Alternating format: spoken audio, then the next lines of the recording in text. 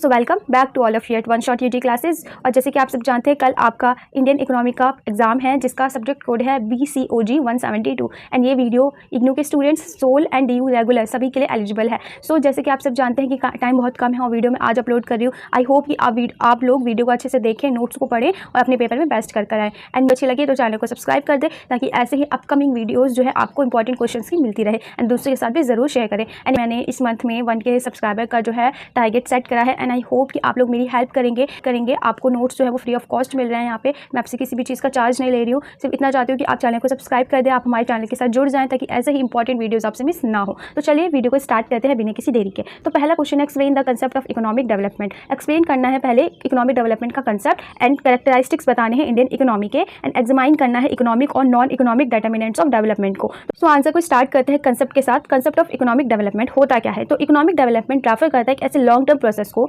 जिसके अंदर real income, output and employment जो है कंट्री के वो इंक्रीज होते हैं कंटिन्यूसली एक लॉन्ग टाइम के लिए, इंप्रूवमेंट के साथ quality of life of its people. यानी एक फॉर एग्जांपल एक देश है, एक कंट्री है, वहाँ की रियल इनकम भी इंक्रीज हो रही है, आउटपुट एम्प्लॉयमेंट भी इंक्रीज हो रही है, तो कंटिन्यूस इंक्रीजमेंट हो रही है और जिसके साथ साथ जो लोग वहाँ के जो सिटीजन हैं उनकी जो इंप्रूवमेंट है, क्वालिटी ऑफ लाइफ वो भी इंप्रूव हो रही है। तो उसको क्या कहेंगे? Economic development. ये कहा जाएगा कि हाँ वहाँ की इकोनॉमी क्या है, डेवलप हो रही है। It involves not only economic growth, इसमें सिर्फ नहीं होती बल्कि जो स्ट्रक्चरल चेंज होते हैं इकोनॉमी में और रिडक्शन में पॉवर्टी के एंड इक्वालिटी के, वो सब इसमें शामिल होते हैं। तो अब कौन कौन से की एलिमेंट्स है चलिए उनको जान लेते हैं। पहला है इंक्रीज इन रियल इनकम, जो सस्टेन्ड राइज होता है पर कैपिटा इनकम का, वो मोस्ट इंपॉर्टेंट इंडिकेटर है इकोनॉमिक डेवलपमेंट में। सेकंड है स्ट्रक्चरल ट्रांसफॉर्मेशन, जो शिफ्ट होता है एग्रीकल्चर से इंडस्ट्री तक एंड सर्विस सेक्टर इंप्रूव होता है टेक्नोलॉजी के साथ। तो ये क्या है? Structural transformation.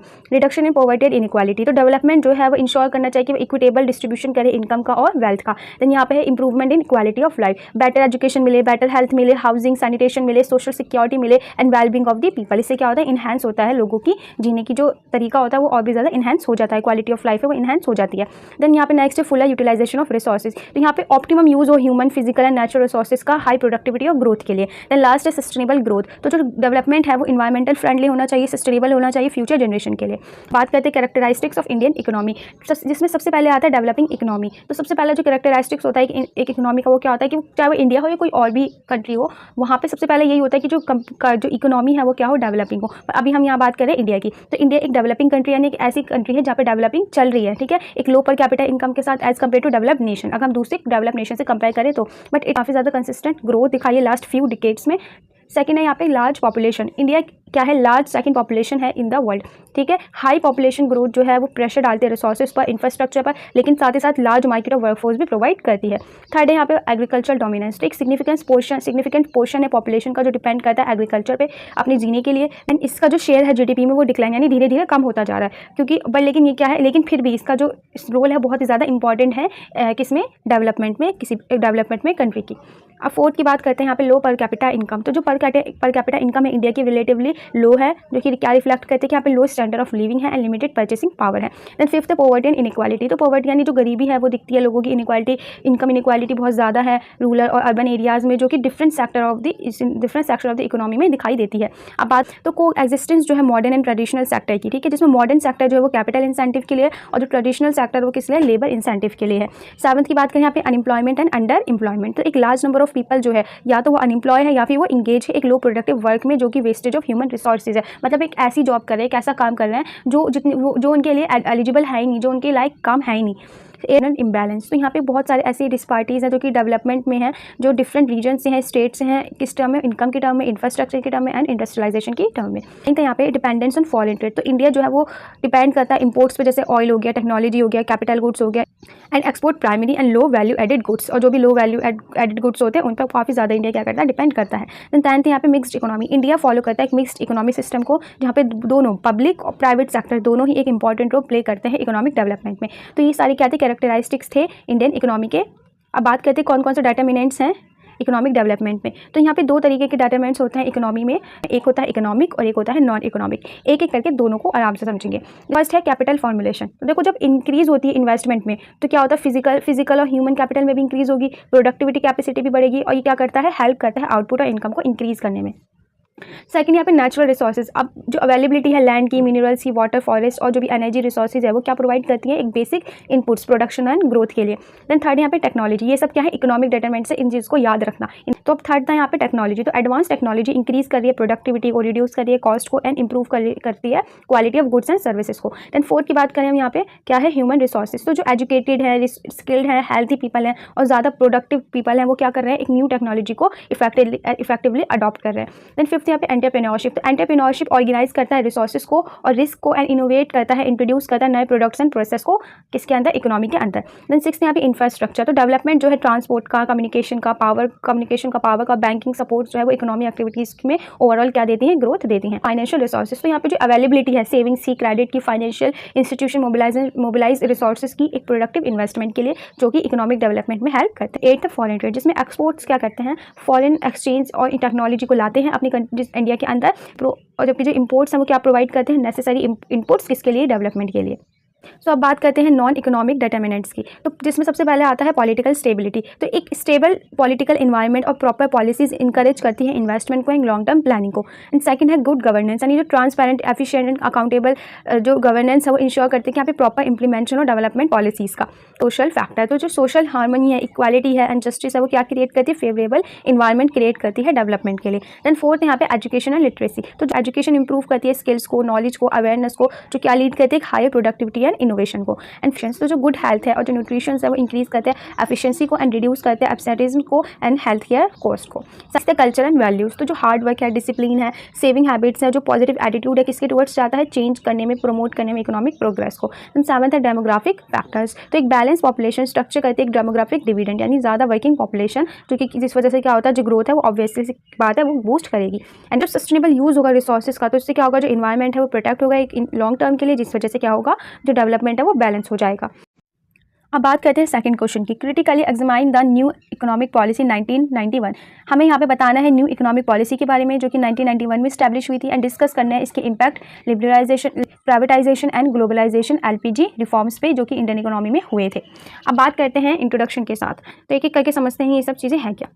तो स्टार्ट करते हैं अपने आंसर को। तो प्री रिफॉर्म इकोनॉमी, जैसे मतलब कि जब इकोनॉमी दोबारा से रिफॉर्म हुई थी तो 1980s के लेट 1980s में जो इकोनॉमी जो थी इंडिया की वो बहुत ज़्यादा क्राइसिस फेस कर रही थी। क्यों? क्योंकि वहाँ पे जो ओल्ड इकोनॉमिक सिस्टम था उसकी वजह से। और वो क्या था कि वहाँ पे क्या क्या हो रहा था, वहाँ पे स्लो ग्रोथ थी, हाई फिस्कल डेफिसिट थी, बैलेंस ऑफ पेमेंट क्राइसिस आ रहा था, वहाँ पे हाई इन्फ्लेशन था, इनएफिशिएंट यहाँ पे पब्लिक सेक्टर था एंड ओवर रेगुलेशन थी and low productive and technology थी, लो प्रोडक्टिविटी एंड टेक्नोलॉजी थी, एक्सटर्नल डेट बर्डन था यहाँ पे। तो सो बात करते हैं न्यू इकोनॉमिक पॉलिसी जो 1991 में लाई गई। तो न्यू इकोनॉमिक पॉलिसी अनाउंस हुई थी जुलाई 1991 में, जिसका एम था कि इन सारी क्राइसिस को मैनेज किया जाए, लॉन्ग टर्म में स्ट्रक्चरल रिफॉर्म किया जाए और सस्टेनेबल ग्रोथ को अचीव करा जाए। कि ऑब्जेक्टिव थे स्टेबलाइज करना इकोनॉमी को एंड सॉल्व करना बैलेंस ऑफ पेमेंट प्रॉब्लम्स को, एंड लिबरलाइज करना इंडस्ट्रियल एंड ट्रेड पॉलिसीज को, and private sector and foreign investment को, एंड जो रोल है गवर्नमेंट का उसको क्या करना, रिड्यूस करना और एफिशिएंसी को इंक्रीज करना, एंड इंटीग्रेट करना इंडियन इकोनॉमी को एक ग्लोबल इकोनॉमी के साथ। सो इंडियन इकोनॉमी में जो यहाँ पे एनईपी 1991 आया था, एक शिफ्ट था कंट्रोल इकोनॉमी से एक मार्केट ओरिएंटेड इकोनॉमी तक। अब यहाँ पे हम समझ लेते हैं एलपीजी रिफॉर्म है क्या। तो एलपीजी में जो न्यू इकोनॉमिक पॉलिसी है वो बेस्ड है 3 पिलर्स पे, जिसमें है लिबरलाइजेशन, प्राइवेटाइजेशन एंड ग्लोबलाइजेशन। एक एक करके तीनों को समझते हैं सबसे पहले। तो लिबरलाइजेशन का मतलब क्या था, मतलब यहाँ पे रिड्यूस हो रहे थे जो लाइसेंस परमिट सिस्टम था उनको रिड्यूस किया जा रहा था, डीरेगुलेशन किया जा रहा था इंडस्ट्रीज़ को और रिमूवल किया जा रहा था जो भी रेस्ट्रिक्शन था कैपेसिटी एक्सपेंशन पर, फ्रीडम दी जा रही थी इंपोर्ट एक्सपोर्ट पॉलिसीज़ पर, एंड रिफॉर्म किया गया फाइनेंशियल सेक्टर को। अब बात करते हैं प्राइवेटाइजेशन। इसमें क्या हो रहा था, जो रिड्यूस था पब्लिक, यहाँ पे जो रोल था पब्लिक सेक्टर का उसको रिड्यूस किया गया एंड डिस इन्वेस्टमेंट जो थी वो पीयूएसयू में की गई एंड इंकरेजमेंट की गई प्राइवेट सेक्टर में, कंपटीशन एंड एफिशिएंसी जो थी प्रोडक्शन में एंड सर्विस डिलीवरी में। एंड थर्ड है यहाँ पे ग्लोबलाइजेशन। तो इंटीग्रेट किया गया, ग्लोबल इंटीग्रेशन हुआ ग्लोबल इकोनॉमी के साथ, किसके थ्रू, जो यहाँ पे ट्रेड लिबरलाइजेशन था, फॉरेन इन्वेस्टमेंट था, एक्सचेंज रेट रिफॉर्म था एंड पार्टिसिपेशन था ग्लोबल मार्केट एंड इंस्टीट्यूशंस में। अब यहाँ पे समझते हैं मेजर कंपोनेंट क्या थे एनईपी 1991 के। इसमें सबसे पहले आता है इंडस्ट्रियल पॉलिसी, जिसमें जितने भी लाइसेंस थे उनको डिसलाइसेंसिंग किया गया, मोस्ट ऑफ द इंडस्ट्रियल को ऐसा किया गया और कुछ ही ऐसे स्ट्रेटेजिक वंस थे जिनको छोड़ा गया एंड इनेबल किया गया प्राइवेट सेक्टर ग्रोथ को एंड कॉम्पिटिशन को। देन सेकंड है यहाँ पे ट्रेड पॉलिसी, रिड्यूस किया गया इंपोर्ट टैरिफ्स को और जो क्वान्टिटेटिव रेस्ट्रिक्शन थी उनको हटाया गया एंड प्रमोट किया गया एक्सपोर्ट्स को। देन थर्ड यहाँ पे फाइनेंशियल सेक्टर, रिफॉर्म किया गया बैंकिंग इंटरेस्ट रेट्स को एंड यहाँ पे कैपिटल मार्केट एज सेबी को स्ट्रॉन्ग किया गया एक बेटर रेगुलेशन के लिए। देन यहाँ पे है फिस्कल पॉलिसी। फिस्कल पॉलिसी में देखो कैसे यहाँ पे रिडक्शन हुआ फिस्कल डेफिसिट में एंड रैशनलाइजेशन हुआ, सब्सिडीज का टैक्स रिफॉर्म किए गए एंड इंप्रूव किया गया पब्लिक एक्सपेंडिचर को। एंड एक्सचेंज रेट, यहाँ पे डिवैल्यूएशन हुआ रुपीज़ का, मूव किया गया टुवर्ड्स आगे की तरफ जो है मार्केट को और बढ़ाया गया, डिटरमाइन किया गया एक्सचेंज रेट को एंड करंट अकाउंट कन्वर्टिबिलिटी को। अब बात करते हैं लास्ट फॉरेन इन्वेस्टमेंट की। तो यहाँ पे लिबरल नॉर्म्स जो थे एफडीआई के, जो ऑटोमेटिक अप्रूवल थे, उस रूट को बनाया गया। यहाँ पे एफआईआई पार्टिसिपेशन हुआ इंडियन स्टॉक मार्केट में। अब फिफ्थ बात करते हैं यहाँ पे क्या क्या इम्पैक्ट है एलपीजी रिफॉर्म के इंडियन इकोनॉमी में। पॉजिटिव इम्पैक्ट, जिसमें सबसे पहले हाई इकोनॉमिक ग्रोथ, यानी जो जीडीपी है वहाँ पे जो ग्रोथ रेट था वो इंक्रीज हुआ 3.5% से 6 से 7% तक पोस्ट रिफॉर्म पीरियड के अंदर। एंड इंप्रूवमेंट हुई बैलेंस ऑफ पेमेंट में, जो फॉरेन एक्सचेंज रिजर्व थे वो इंक्रीज हुए। And rise in foreign investment, जो एफडीआई एंड एफआईआई के जो इनफ्लो थे वो इंक्रीज हुए। एंड यहाँ पे capital I and technology and margin and managerial skills को लाया गया। देन यहाँ पे एक्सपेंशन ऑफ प्राइवेट सेक्टर, यहाँ पे प्राइवेट सेक्टर है वो ग्रोथ हुई, जैसे इंडस्ट्रीज हो गई, सर्विस एंड इंफ्रास्ट्रक्चर है, उन सब में growth I. And trade expansion, जो एक्सपोर्ट है उसको इंक्रीज किया गया। इंडियन इंटीग्रेट हुए किसके साथ, इंडिया जो है इंटीग्रेट हुई ग्लोबल मार्केट के साथ जुड़ी जाके। जॉब क्रिएशन, न्यू सेक्टर, तो जो ग्रोथ मिली आईटी में, टेलीकॉम में, फाइनेंस में, एंड जो सर्विस सेक्टर थे उन्होंने ज़्यादा से ज़्यादा एम्प्लॉयमेंट को क्रिएट किया। एंड कंज्यूमर बेनिफिट्स, तो ज़्यादा ही यहाँ पे चॉइस मिली लोगों को, बेटर क्वालिटी मिले गुड्स की, सर्विसेज की, किसकी वजह से, कंपटीशन की वजह से। देन यहाँ पे तो यहाँ पे रिफॉर्म किया गया, इंकरेज किया गया इन्वेस्टमेंट को रोड्स पे, टेलीकॉम में, एंड पावर एंड पोर्ट्स में। देन लास्ट है पॉवर्टी रिडक्शन, यहाँ पे जो गरीबी है उसका जो ग्रोथ रेट था उसको कम किया गया। हाई ग्रोथ जो है उससे क्या हुआ, जो पॉवर्टी रेशो है एक ओवर द ईयर उसमें क्या हुआ, डिक्लाइन हुआ, वो धीरे धीरे कम हुआ। अब चैलेंजेस और नेगेटिव इंपैक्ट्स की बात कर लेते हैं। सबसे पहले यहाँ पे आया इनइक्वालिटी, जो बेनिफिट्स है ग्रोथ के वो इक्वली डिस्ट्रीब्यूट नहीं हुए। फॉर एग्जांपल इनकम हो गई, वेल्थ हो गई, तो यहाँ पे इनइक्वालिटी जो है यहाँ पे इंक्रीज, इनइक्वालिटी के साथ यहाँ पे इंक्रीजमेंट हुई। जॉबलेस ग्रोथ, तो जो एम्प्लॉयमेंट जनरेशन है वो उतना जनरेट नहीं हो पाया जितनी एज कम्पेयर टू पॉपुलेशन के, जिस हिसाब से जो आबादी बढ़ रही थी उस हिसाब से वहाँ पे एम्प्लॉयमेंट नहीं बढ़ा। देन थर्ड यहाँ पे एग्रीकल्चर नेगलेक्ट, यहाँ पे ज़्यादा फोकस इंडस्ट्री पे किया गया, सर्विसेज पे किया गया, लेकिन एग्रीकल्चर ग्रोथ जो है वो स्लो ही रह गई। देन यहाँ नेक्स्ट रीजनल डिस्पार्टीज, जो डेवलपमेंट है कंसनट्रेटेड थे किस पे, कुछ स्टेट्स पे और कुछ अर्बन एरियाज़ पे, यानी जो रूरल एरियाज़ पे वहाँ पे बहुत ही कम ध्यान था। वहाँ पे ज़्यादा ध्यान कहाँ था, जो स्टेट्स हैं, जो अर्बन एरियाज़ हैं वहाँ के डेवलपमेंट पर। ग्लोबल वर्नेबिलिटी, तो यहाँ पे एक्सपोज किया गया, ग्लोबल शॉक्स हुए, financial crisis I, external uncertainties I, and disinvestment issues. तो यहाँ पे कुछ पीओएसयूज़ थे जहाँ पे सोल्व किया गया वैल्यूज़ को, कंसर्न ओवर नेशनल एसेट्स, बिना कुछ नेशनल एसेट्स थे जिनकी वैल्यूज़ क्या हो रही थी, यहाँ पे कम हो रही थी। इन्वायरमेंटल डिग्रेडेशन, तो यहाँ पे रैपिड इंडस्ट्रियलाइजेशन जब हुआ तो पोल्यूशन है वो इंक्रीज़ हुआ, इकोलॉजिकल इम्बैलेंस आया। सो आई होप कि आपको समझ में आएगा positive impacts and negative impacts के बारे में। अब बात करते हैं ग्लोबलाइजेशन एंड इंडिया की। जो इंडियन इकोनॉमी है वो इंटीग्रेट हुई वर्ल्ड इकोनॉमी के साथ, किसके थ्रू, इन्वेस्टमेंट के थ्रू, ट्रेड के थ्रू, टेक्नोलॉजी और इन्फॉर्मेशन फ्लो के थ्रू। एंड इंडिया जो है ज्वाइन किया WTO वर्ल्ड ट्रेड ऑर्गेनाइजेशन 1995 में, जिसने अपॉर्चुनिटी प्रोवाइड की एक्सपोर्ट ग्रोथ की एंड ग्लोबल पार्टनरशिप की, and technology and global competition के लिए भी एक न्यू डोर्स ओपन कर दिए इंडिया के अंदर। एंड इंडियन कंपनीज जो है वो ग्लोबल प्लेयर्स बन गई कुछ सेक्टर में, जैसे IT हो गया, फार्मास्यूटिकल्स हो गया, ऑटोमोबाइल्स एंड सर्विस हो गया। However it also expose domestic industries to global competition. कौन से वो इंस्टीट्यूशंस थे जिन्होंने मेनली इंस्टीट्यूशंस थे जिन्होंने सपोर्ट किया रिफॉर्म के टाइम पे, जैसे वर्ल्ड बैंक हो गया, इंटरनेशनल मॉनेटरी फंड हो गए, world trade organisation, SEBI, security and exchange board of India, reserve bank of India and NITI Aayog, जो पॉलिसी सपोर्टर थे। अब कंक्लूजन की बात करें यहाँ पे, तो न्यू इकोनॉमिक पॉलिसी जो है 1991 की और जो LPG रिफॉर्म है एक नेसेसरी स्टेप है ओवरकम करने के लिए इकोनॉमिक क्राइसिस से, और इंडिया को एक ऐसे रास्ते पर लाना रैपिड ग्रोथ के। एंड ये जो रिफॉर्म है ये एक स्ट्रक्चरल चेंज लाए, इंक्रीज हुआ एफिशिएंसी में, एंड जो ग्लोबल इंटीग्रेशन है वो हुआ, एंड लिविंग स्टैंडर्ड जो है लोगों का वो इंप्रूव हुआ। हाउएवर जो बेनिफिट है वो अनइवन हुआ, चैलेंजेस आए, इनइक्वालिटी, अनएम्प्लॉयमेंट जैसे, एंड रीजनल इम्बैलेंस जैसे। लेकिन जो यहाँ पे अभी भी कंटिन्यूअस पॉलिसी एंड अटेंशन की ज़रूरत है इंक्लूसिव एंड सस्टेनेबल डेवलपमेंट के लिए। अब चलते हैं नेक्स्ट क्वेश्चन की तरफ। आई होप कि आपको ये अच्छे से समझ आ गया होगा। सो अब स्टार्ट करते हैं third question. Discuss the role of human resources development in economic growth, explain the importance of education, health, infrastructure, human development index and demographic dividend in India's development progress. तो इसमें हमें बताना है, एक्सप्लेन करना है कि यहाँ पे क्या रोल था ह्यूमन रिसोर्सेज डेवलपमेंट का इकोनॉमिक ग्रोथ में, एंड इंपॉर्टेंस बतानी है एजुकेशन की, हेल्थ केयर इंफ्रास्ट्रक्चर की, ह्यूमन डेवलपमेंट इंडेक्स की, एंड डेमोग्राफिक डिविडेंड की इंडिया के डेवलपमेंट प्रोसेस में।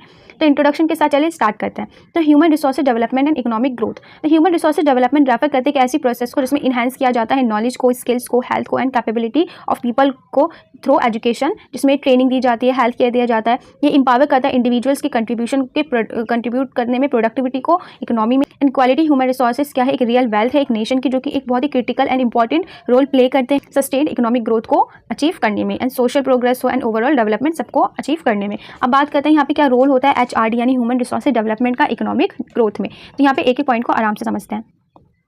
जिसमें सबसे पहला है इंक्रीजेस प्रोडक्टिविटी। तो HRD क्या करता है इकोनॉमिक ग्रोथ में, यहाँ पे क्या करता है, इंक्रीज करता है प्रोडक्टिविटी को। तो स्किल्ड और हेल्थी पीपल जो है वो ज़्यादा एफिशिएंट होते हैं, प्रोडक्टिव होते हैं इकोनॉमी के लिए, जिससे क्या होता है इकोनॉमी में ग्रोथ होती है। And promote innovation, educated and जो ट्रेन डेवलप क्रिएटिविटी होती है, रिसर्च होती है, इनोवेशन होती है, ये सब भी क्या करते हैं इकोनॉमी में ग्रोथ लाते हैं।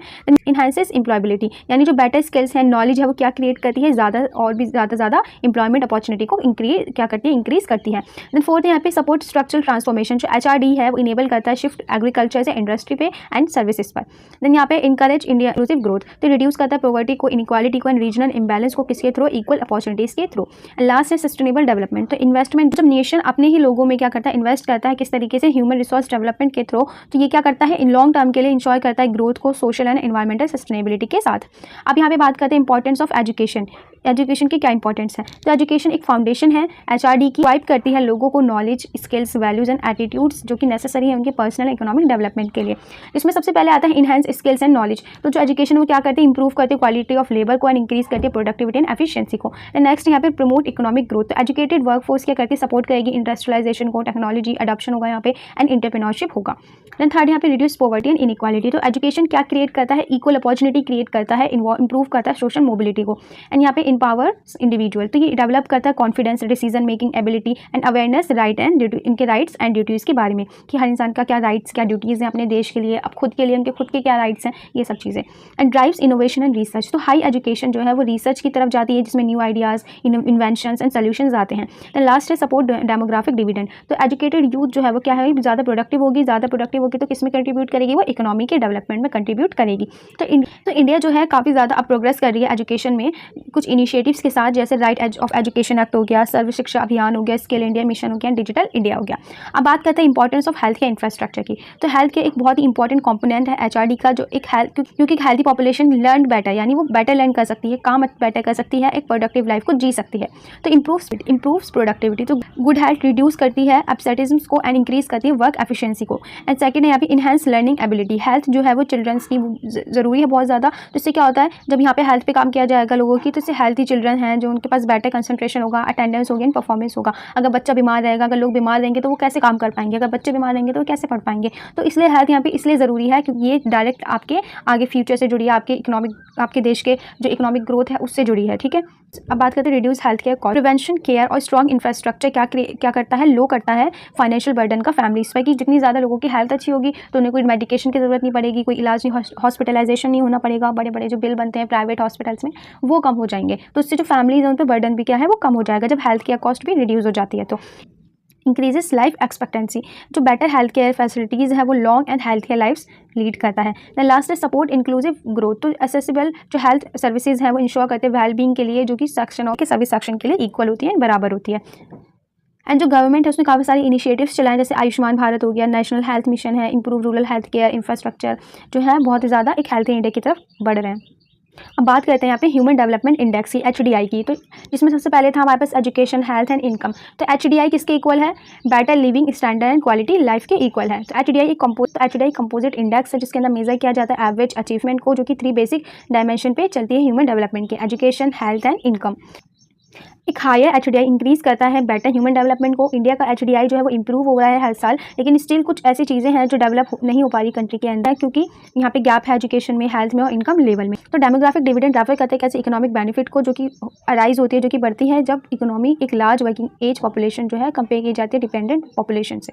इंपॉर्टेंट बात करते हैं डेमोग्राफिक डिविडेंड की, तो लार्ज फोर्स, तो इंडिया के पास क्या है, यंग पॉपुलेशन है जो कि एक प्रोडक्टिव एसेट्स है, हाई सेविंग्स एंड इन्वेस्टमेंट, ज़्यादा लोग काम करेंगे तो ज़्यादा सेविंग्स होगी, ज़्यादा इन्वेस्टमेंट होगी तो ज़्यादा ग्रोथ होगी। देन थर्ड है यहाँ पे बूस्ट इनोवेशन एंड एंटरप्रेन्योरशिप, ज़्यादा यूथ न्यू आइडियाज़ लेकर आएगी, एनर्जी एंड विलिंगनेस लेकर आएगी to take risk. And fourth है इकोनॉमिक ग्रोथ, तो हाई पोर्शन जो है वर्किंग पॉपुलेशन का वो इंक्रीज करता है GDP को एज पर कैपिटा इनकम और पर कैपिटा इनकम को भी साथ साथ। एंड लास्ट यहाँ पे रिड्यूस डिपेंडेंस रेशो को, तो जहाँ पे लेस बर्डन होगा वर्किंग पर पॉपुलेशन जो है वो डिपेंडेंट होगी कुछ पर। अब बात करते हैं यहाँ पे एंड नेक्स्ट टॉपिक है हमारा इंटर रिलेशनशिप की, किस तरीके से ये फैक्टर्स आपस में मिलकर काम करते हैं।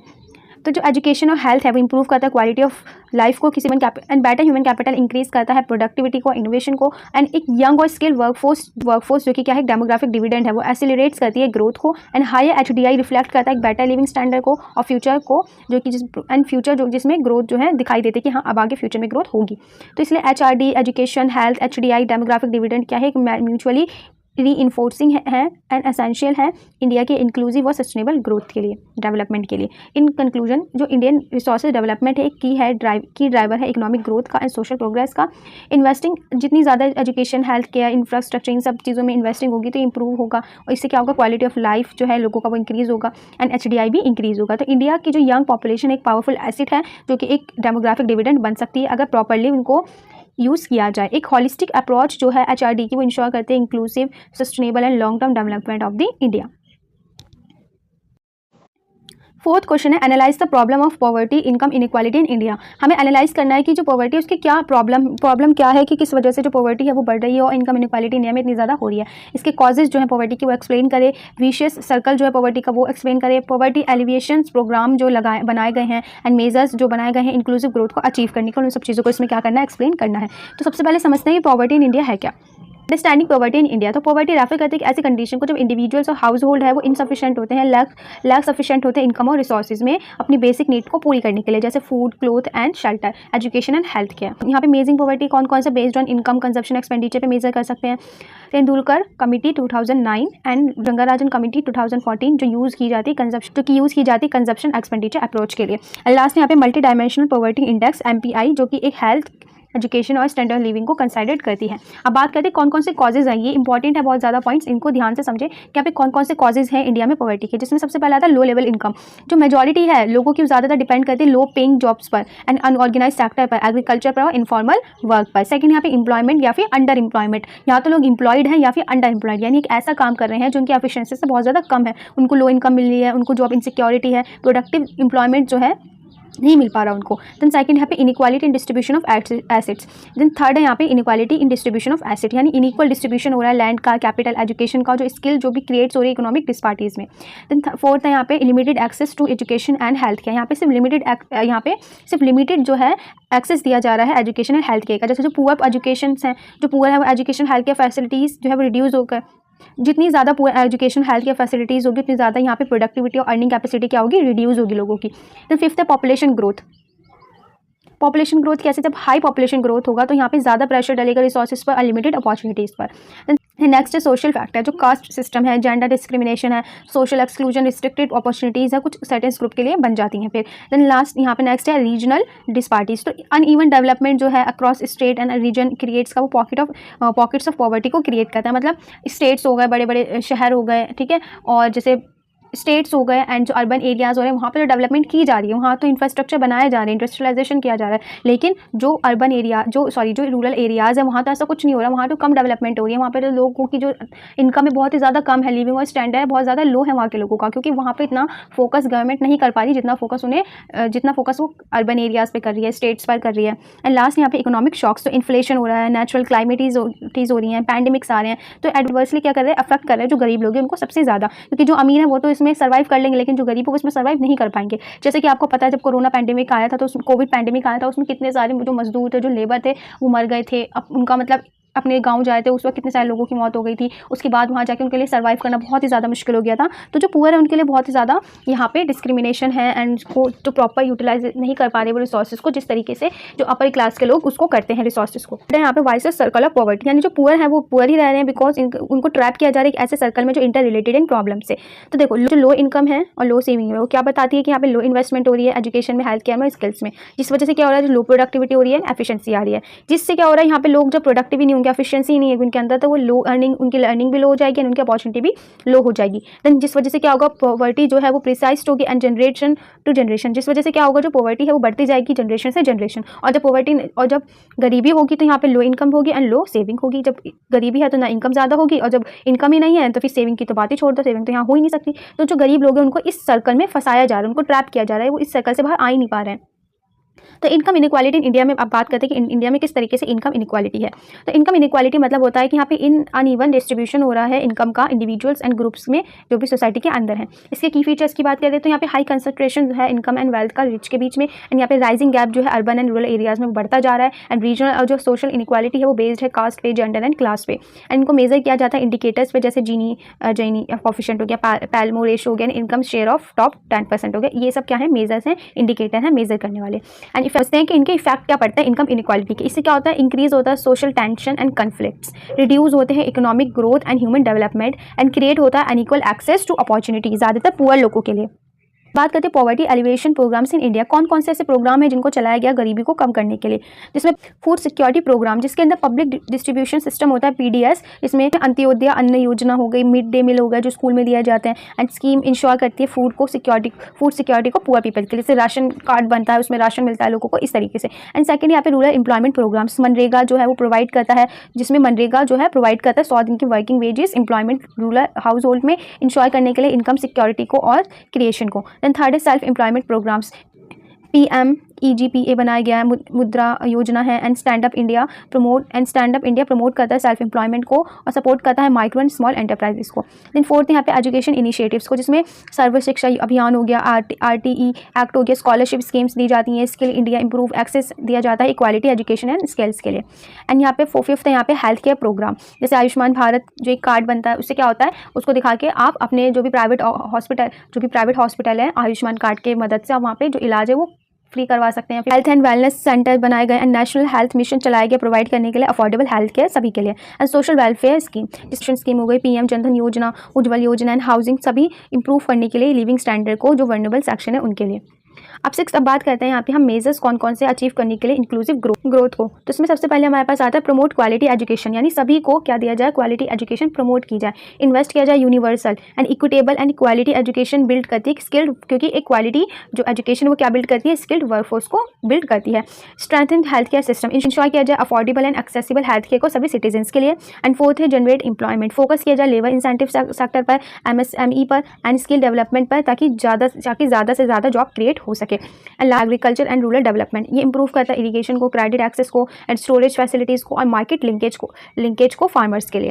एंड यहाँ पर है reduce regional and social disparities, ये बैलेंस करता है रीजनल डेवलपमेंट को एंड सोशल इंक्लूसिव जो कि असेंशियल होते हैं। नेक्स्ट यहाँ पे empower women and marginalised groups, provide करता है इक्वल अपॉर्चुनिटी, प्रमोट करता है पार्टिसिपेशन इकोनॉमिक एक्टिविटीज़ में वुमेन्स का एंड मार्जिनलाइज्ड ग्रुप्स का। अब यहाँ पे नेक्स्ट यहाँ पे स्ट्रेंथन इंफ्रास्ट्रक्चर, डेवलप करता है physical and digital social and infrastructure जो ओवरऑल डेवलपमेंट पे हेल्प करते हैं और इंफ्रास्ट्रक्चर को और भी ज़्यादा स्ट्रॉन्ग बनाते हैं।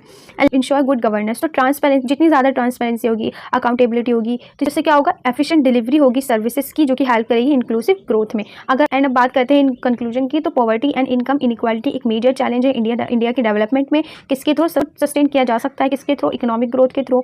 And human resources development, effective policies, inclusive strategies ऐसी बनाई जाए एंड इंडिया एक बिल्ड कर सकता है इक्विटेबल एंड प्रॉस्पेरस सोसाइटी जहाँ कोई भी पीछे ना रहे। तो ये था आपका कंप्लीट आंसर। आई होप कि आपको समझ आया होगा। अब चलते हैं नेक्स्ट क्वेश्चन पर। So fifth question, discuss the nature and extent of unemployment in India. तो इस क्वेश्चन में हमें बताना है नेचर एंड एक्सटेंट क्या है अनएम्प्लॉयमेंट का इंडिया में, एंड एक्सप्लेन करना है various type of unemployment and suggest करने हैं measure for employment generation. Employment generation के कौन कौन से ऐसे मेजर्स हैं जिनसे एम्प्लॉयमेंट जनरेट हो सकता है। तो चलिए स्टार्ट करते हैं। सबसे पहले समझते हैं अनएम्प्लॉयमेंट है क्या। तो अनएम्प्लॉयमेंट रेफर करते हैं एक ऐसी सिचुएशन को जब पीपल यानी जो लोग हैं वो चाहते तो हैं कि वो काम करें, उनकी विलिंग है, वो एबल टू वर्क है, लेकिन उनको प्रिविलिंग वेजेस रेट जो है उनको सूटेबल वर्क के लिए नहीं लगता। वो जो उन्हें काम मिल रहा है वो उसकी जो वेज है वो इतनी कम है कि वो सूटेबल नहीं है उनके वर्क के लिए। तो ये ऐसा वेस्टेज ऑफ ह्यूमन रिसोर्सेज किसको लीड करता है, लोअर इनकम को, पॉवर्टी को एंड सोशल प्रॉब्लम को। इसी को क्या कहा जाता है, अनएम्प्लॉयमेंट कहा जाता है। अनएम्प्लॉयमेंट सिर्फ एक इकोनॉमिक प्रॉब्लम नहीं है, ये एक सोशल और साइकोलॉजिकल इशू है जो अफेक्ट करता है, जो कि इफेक्ट करता है इंडिविजुअल्स को भी और नेशन को भी। अब नेचर क्या है अनएम्प्लॉयमेंट का इन इंडिया में, तो इन इंडिया फेस करती है बहुत ही सीरियस अनएम्प्लॉयमेंट प्रॉब्लम, किसकी वजह से, रैपिड पॉपुलेशन ग्रोथ की वजह से, और डिस्गाइज्ड अनएम्प्लॉयमेंट जो है एग्रीकल्चर में बढ़ता जा रहा है, स्लो ग्रोथ है नॉन फॉर्म सेक्टर की। तो ये क्या है, एक प्रॉब्लम है दोनों ही एजुकेटेड और अनएजुकेटेड वर्कफोर्स के लिए, जिससे प्रिविलेंट जो है rural areas then urban areas, जो कि ज़्यादा प्रिविलेंट है as compare to rural areas to urban areas. Seasonal and disguised employment जो क्या है वो स्प्रेड हो रहे हैं, यानी सीजनल और डिस्गाइज्ड जो अनएम्प्लॉयमेंट है वो क्या हो रहा है, ज़्यादा फैलते जा रहे हैं, जो लीड करता है लो प्रोडक्टिविटी को, डिक्लाइन करता है स्टैंडर्ड ऑफ लिविंग को। यानी जब तक सीजन है तब तक काम हो, जब सीजन नहीं है तो अनएम्प्लॉयमेंट है। तो ये क्या कर रहा है, एक तरीके से प्रोडक्टिविटी को लो कर रहा है और स्टैंडर्ड ऑफ लिविंग को भी कम कर रहा है। अब बात करते थे यहाँ पे थर्ड बात करते हैं यहाँ पे extent of unemployment in India, किस तरीके से यहाँ पे अनएम्प्लॉयमेंट बढ़ती जा रही है। तो as per periodic labour force survey 2022-23 the overall employment rate in India was around 3.2%। तो जो पीरियोडिक लेबर फोर्स सर्वे हुआ है 2023 से 2022 से 23 के बीच का, तो इसमें ओवरऑल अनएम्प्लॉयमेंट रेट जो है इंडिया में 3.2% दिखाया गया है, बताया गया था, जिसमें यूथ अनएम्प्लॉयमेंट जो वो हाई है especially among the educated, and rural unemployment higher है as compare to urban unemployment. Underemployment और जो डिस्गाइज्ड एम्प्लॉयमेंट है वो ज़्यादा सीरियस है दैन ओपन अनएम्प्लॉयमेंट से। इसमें क्या होता है कि लोग जितना है उतने में कर लेते हैं। फॉर एग्जाम्पल जिस तरीके से एग्रीकल्चर में हो रहा है, घर में 10 लोग हैं और 10 के 10 क्या कर रहे हैं, खेती में काम कर रहे हैं। नहीं, खेती में सिर्फ 4 लोगों की जरूरत पड़ेगी तो बाकी के 6 लोग तो फालतू में ऐसे ही काम कर रहे हैं ना, वो तो कहीं और भी काम कर सकते हैं, अपनी वर्कफोर्स कहीं और भी लगा सकते हैं, वहाँ से इनकम जनरेट कर सकते हैं। लेकिन 10 के 10 लोग अगर इस खेत में काम करेंगे तो इससे क्या होगा, इनकम नहीं इंक्रीज होगी, खेती तो उतनी ही होगी ना, अनाज तो उतना ही उगेगा, 10 लोगों के काम करने से डबल अनाज तो उगने से रहा, तो इससे क्या होगा, सिर्फ प्रोडक्टिविटी ही कम होगी एंड इनकम ही कम होगी और पॉवर्टी आएगी। अब बात करते हैं टाइप्स ऑफ अनएम्प्लॉयमेंट की। तो यहाँ पे 8 टाइप्स के अनएम्प्लॉयमेंट है, एक एक करके सभी को समझेंगे। जिसमें सब फर्स्ट है ओपन अनएम्प्लॉयमेंट। ये तब होता है जब लोगों के पास विलिंग टू वर्क है, यानी वो काम तो करना चाहते हैं लेकिन उन्हें कोई जॉब ही नहीं मिलती, वो इतनी जॉब ढूंढते हैं ना, कुछ मिलता ही नहीं है तब। और ये एजुकेटेड लोगों में, जो एजुकेटेड यूथ है अर्बन एरियाज़ में, उनमें ज़्यादा कॉमनली आपको देखने को मिल जाएगा। देन सेकंड डिस्गाइज्ड अनएम्प्लॉयमेंट, यानी जो एग्जिस्ट तब करता है जब ज़्यादा लोग जो है वर्क करते हैं एक एक्टिविटी में एक्चुअल रिक्वायरमेंट, यानी जैसे मैंने अभी बताया था कि एक फॉर एग्जाम्पल एक खेत है जहाँ पे एक घर के 8-10 लोग हैं, चलो 8 मान लो, 8 लोग हैं, वहाँ से ज़रूरत 4 लोगों की है और काम कर रहे हैं 8 लोग, तो यहाँ पे पता चल रहा है कि ज़रूरत तो 4 की है, 4 लोग तो और फालतू में ही काम कर रहे हैं, अपनी प्रोडक्टिविटी को खराब कर रहे हैं वो। तो ये कॉमनली एग्रीकल्चर में होता है और लीड करता है लो प्रोडक्टिविटी को। देन थर्ड है सीजनल अनएम्प्लॉयमेंट, यानी ये तब होता है जब लोगों के पास काम नहीं होता थ्रू आउट द ईयर, जब वो अनएम्प्लॉयड रहते हैं during the certain season. For example ये ज़्यादातर कॉमनली किसमें होता है, एग्रीकल्चर में होता है, टूरिज्म में होता है, रिलेटेड एक्टिविटीज़ में होता है। फॉर एग्जाम्पल मान लो एक पर्सन, एक फार्मर है जो क्या करता है, सिर्फ ऐसी खेती करता है जो विंटर्स में, जो केस में होती है विंटर में होती है, एंड बाकी समर में और रेनी सीजन में वो कुछ कर ही नहीं रहा है, तो सीजनल ग्रोथ हो गई ना, उसकी सीजनल इनकम हो गई कि बाकी 4 महीने तो वो काम कर रहा है लेकिन बाकी के 8 महीने वो खाली बैठा है। तो इससे क्या हो रहा है, उसकी प्रोडक्टिविटी भी कम हो रही है, उसको क्या हो रहा है, अनएम्प्लॉयमेंट भी हो रहा है एंड पॉवर्टी भी साथ साथ आएगी, क्योंकि 4 महीने में जो इतना कमाएगा वो पूरे साल नहीं चल पाएगा। एंड फोर्थ है फ्रिक्शनल अनएम्प्लॉयमेंट, यानी तब होता है जब लोग जो है 2 जॉब्स के बीच में देखते हैं कि कौन सी जॉब बेटर है, तो इस बीच जो टेम्पररी फेस में जो वो शॉर्ट ड्यूरेशन के लिए अनएम्प्लॉय रहते हैं, तो उसको क्या कहा जाता है, फ्रिक्शनल अनएम्प्लॉयमेंट। कि एक मान लो ये पर्सन है, इसके पास 2 जॉब अपॉर्चुनिटी है, एक कंपनी ए में है और एक कंपनी बी में है, तो ये इस बीच जितना टाइम लगाएगा या कंपनी ए को चूज़ करने में या फिर कंपनी बी को चूज़ करने में, तो इस बीच का जो टाइम है वो क्या होगा, फ्रिक्शनल अनएम्प्लॉयमेंट होगा। अब बात करते हैं यहाँ पे स्ट्रक्चरल अनएम्प्लॉयमेंट की। ये तब होता है जब जो मिसमैच होता है बिटवीन वर्कर्स एंड स्किल्स, यानी ऐसे इंसान को काम दे दिया है जो उस काम को करना जानता ही नहीं है। ये क्यों होता है, क्योंकि यहाँ पे चेंज होती है technology, economy and industrial structure, इस वजह से। और फिर इसका एक एग्जाम्पल मान लो कि फॉर एग्जाम्पल मान लो एक पर्सन है जो टाइप राइटर पे काम करता था, जिसको टाइप राइटर पे टाइपिंग करनी बहुत अच्छे से आती है, लेकिन अब टेक्नोलॉजी बढ़ गई है, अब कंप्यूटर का यूज़ होने लगा है, तो अब किसकी ज़रूरत पड़ती है, अब कीबोर्ड की ज़रूरत पड़ती है, अब कीबोर्ड पे ही सब कुछ होता है। लेकिन उस पर्सन को तो सही तरीके से कीबोर्ड यूज़ करना आता ही नहीं, क्योंकि वो किस पे यूज़ करता है, तो टाइप राइटर पे यूज़ करता है। तो इससे क्या हो रहा है, यहाँ पे स्ट्रक्चरल अनएम्प्लॉयमेंट आ रहा है, मतलब इस पर्सन को पता ही नहीं कि टाइपिंग होगी कैसे कीबोर्ड पर, तो वो किस तरीके से कर पाएगा।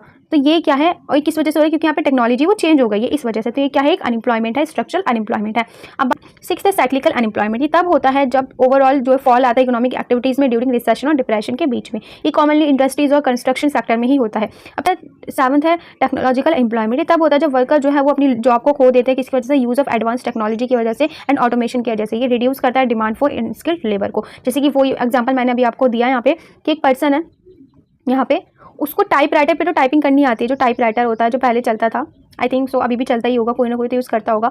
लेकिन अब जिस कंपनी में वो गया है वहाँ पे बोला गया है कि आपको जो है कंप्यूटर पे ही काम करना है, टाइप राइटर पे यहाँ कोई काम वाम नहीं होता। तो उससे क्या होगा, वो तो यहाँ पे टाइप राइटर चलाना जानता है ना, उसको तो यही नहीं पता कि इसको कैसे चलाते हैं। तो इस वजह से क्या होगा, उसकी जॉब लॉस हो जाएगी या फिर उसको जॉब के लिए मना कर दिया जाएगा जब वो बताएगा। वो जब उस काम को कर ही नहीं पाएगा तो वो लोग उसे जॉब देंगे क्यों। तो यहाँ से क्या हो रहा है, टेक्नोलॉजिकल अनएम्प्लॉयमेंट आ रहा है। अब बात करते हैं एजुकेटेड अनएम्प्लॉयमेंट की। एजुकेटेड अनएम्प्लॉयमेंट रेफर करते हैं कैसे अनएम्प्लॉयमेंट को, जब एजुकेटेड पर्सन जो है उनको जॉब नहीं मिलती अकॉर्डिंग उनके क्वालिफिकेशन और एक्सपेक्टेशन के बीच में। मान लो एक पर्सन है जिसने बीटेक कर रखा है, ठीक है, अब बीटेक कर रखा है तो अच्छी खासी जॉब तो थोड़ी बहुत तो मिलनी चाहिए ना, एटलीस्ट उसको 40K तो मिलने चाहिए पर मंथ, एटलीस्ट मैंने बोला एटलीस्ट उसको 40K मिलने ही चाहिए। लेकिन अब वो मार्केट में जा रहा है, वो कंपनीज़ में जा रहा है, वहाँ इंटरव्यू कर रहा है, उसको कितने मिल रहे हैं, कोई बोल रहा है 20 मिल बोल रहा है, कोई बोल रहा है 25 बोल रहा है, कोई 30 बोल रहा है। तो ये क्या हो रहा है, यहाँ पे एजुकेटेड अनएम्प्लॉयमेंट हो रहा है, यानी मतलब बंदे ने तो बीटेक कर रखा है ना, तो उसके हिसाब से उसको जॉब दो, लेकिन वहाँ तो उसके हिसाब की जॉब है ही नहीं। सैलरी अगर उसको जॉब मिल भी रही है तो वहाँ पे सैलरी कितनी मिल रही है, 20,000, 25, 30, इस तरीके से 40 जो उसका टारगेट है, जितना मतलब उसको लगता है कि हाँ जितनी उसकी क्वालिफिकेशन है, एक्सपेक्टेशन है, उतना उसको मिलना चाहिए, उतना तो उसे मिल ही नहीं पा रहा।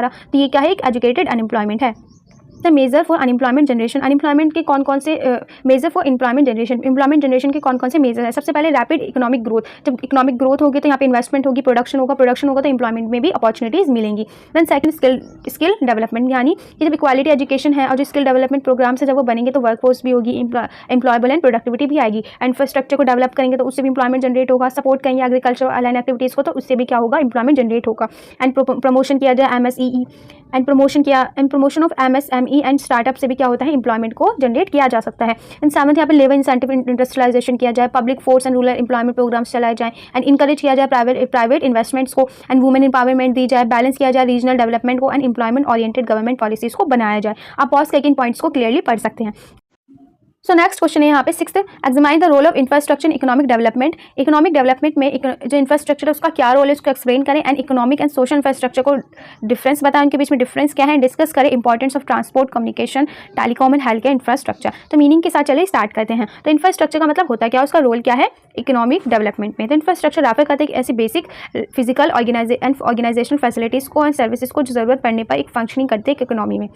ये फॉर्म करते एक foundation economic activities and improve economic activities के लिए एंड इम्प्रूव, ये फॉर्म करते एक फाउंडेशन इकोनॉमिक एक्टिविटीज़ के लिए इम्प्रूव करते क्वालिटी ऑफ लाइफ को। ये एक्ट करती है एक एज अ कैटलिस्ट, ये क्या करती है, एक एक्ट करती है ग्रोथ के लिए, प्रोडक्टिविटी के लिए, एम्प्लॉयमेंट के लिए and overall socio economic development के लिए। इसके रोल की बात करती है, प्रोवाइड करती है basic facilities production and exchange of goods and services के लिए, रिड्यूस करती है cost and time of production and distribution को एंड अट्रैक्ट करती है इन्वेस्टमेंट को एंड प्रमोट करती है इंडस्ट्रियलाइजेशन को, जनरेट करती है एम्प्लॉयमेंट अपॉर्चुनिटीज़ को एंड इंप्रूव करती है क्वालिटी ऑफ लाइफ को एंड प्रमोट करती है इंक्लूसिव ग्रोथ को। अब बात करते हैं इकोनॉमिक एंड सोशल इंफ्रास्ट्रक्चर में क्या डिफरेंस है। तो इकोनॉमिक स्ट्रक्चर को मैं एक बार एक्सप्लेन कर दूंगी, फिर मैं सोशल इंफ्रास्ट्रक्चर का एक्सप्लेन कर दूंगी। तो इकोनॉमिक इंफ्रास्ट्रक्चर सपोर्ट करता है इकोनॉमिक एक्टिविटीज़ को, कंट्रीब्यूट करता है डायरेक्टली इनकम जनरेशन में एंड इसमें included transportation, power, communication, irrigation, banking, industrial infrastructure etcetera. And ये डेवलप करता है इंक्रीज करने में प्रोडक्टिविटी को, रिड्यूस करने में कॉस्ट को एंड प्रमोट करता है इंडस्ट्रियल ग्रोथ को। अब बात करते हैं सोशल इंफ्रास्ट्रक्चर की। तो सपोर्ट करता है ह्यूमन डेवलपमेंट को एंड इंप्रूव करता है क्वालिटी ऑफ लाइफ को एंड इसमें इंक्लूड होते हैं education, health, housing, sanitation, drinking water, recreation and social welfare services. ये इसका डेवलपमेंट लीड करता है हेल्थ को, स्किल्ड को एंड अवेयर करता है पॉपुलेशन को एसेंशियल लॉन्ग टर्म ग्रोथ के लिए। अब बात कर लेते हैं इसकी इंपॉर्टेंस की इंफ्रास्ट्रक्चर, कौन कौन से इंपॉर्टेंट की इंफ्रास्ट्रक्चर सेक्टर है, जिसमें सबसे पहले आता है हमारे पास ट्रांसपोर्ट इंफ्रास्ट्रक्चर। तो इसके अंदर ये फैसिलिटेट्स करता है movement of goods and people across region, ये एक जगह से दूसरी जगह पे लोगों को ले जाता है, ट्रांसपोर्टेशन में हेल्प करता है, गुड्स को एक जगह से दूसरी जगह पहुंचाता है, रिड्यूस करता है ट्रांसपोर्ट कॉस्ट को एंड टाइम को, इंप्रूव करता है एफिशिएंसी को, ये प्रमोट करता है ट्रेड को, टूरिज्म। इसमें इंक्लूड है road, railways, ports, Airways and inland waterways.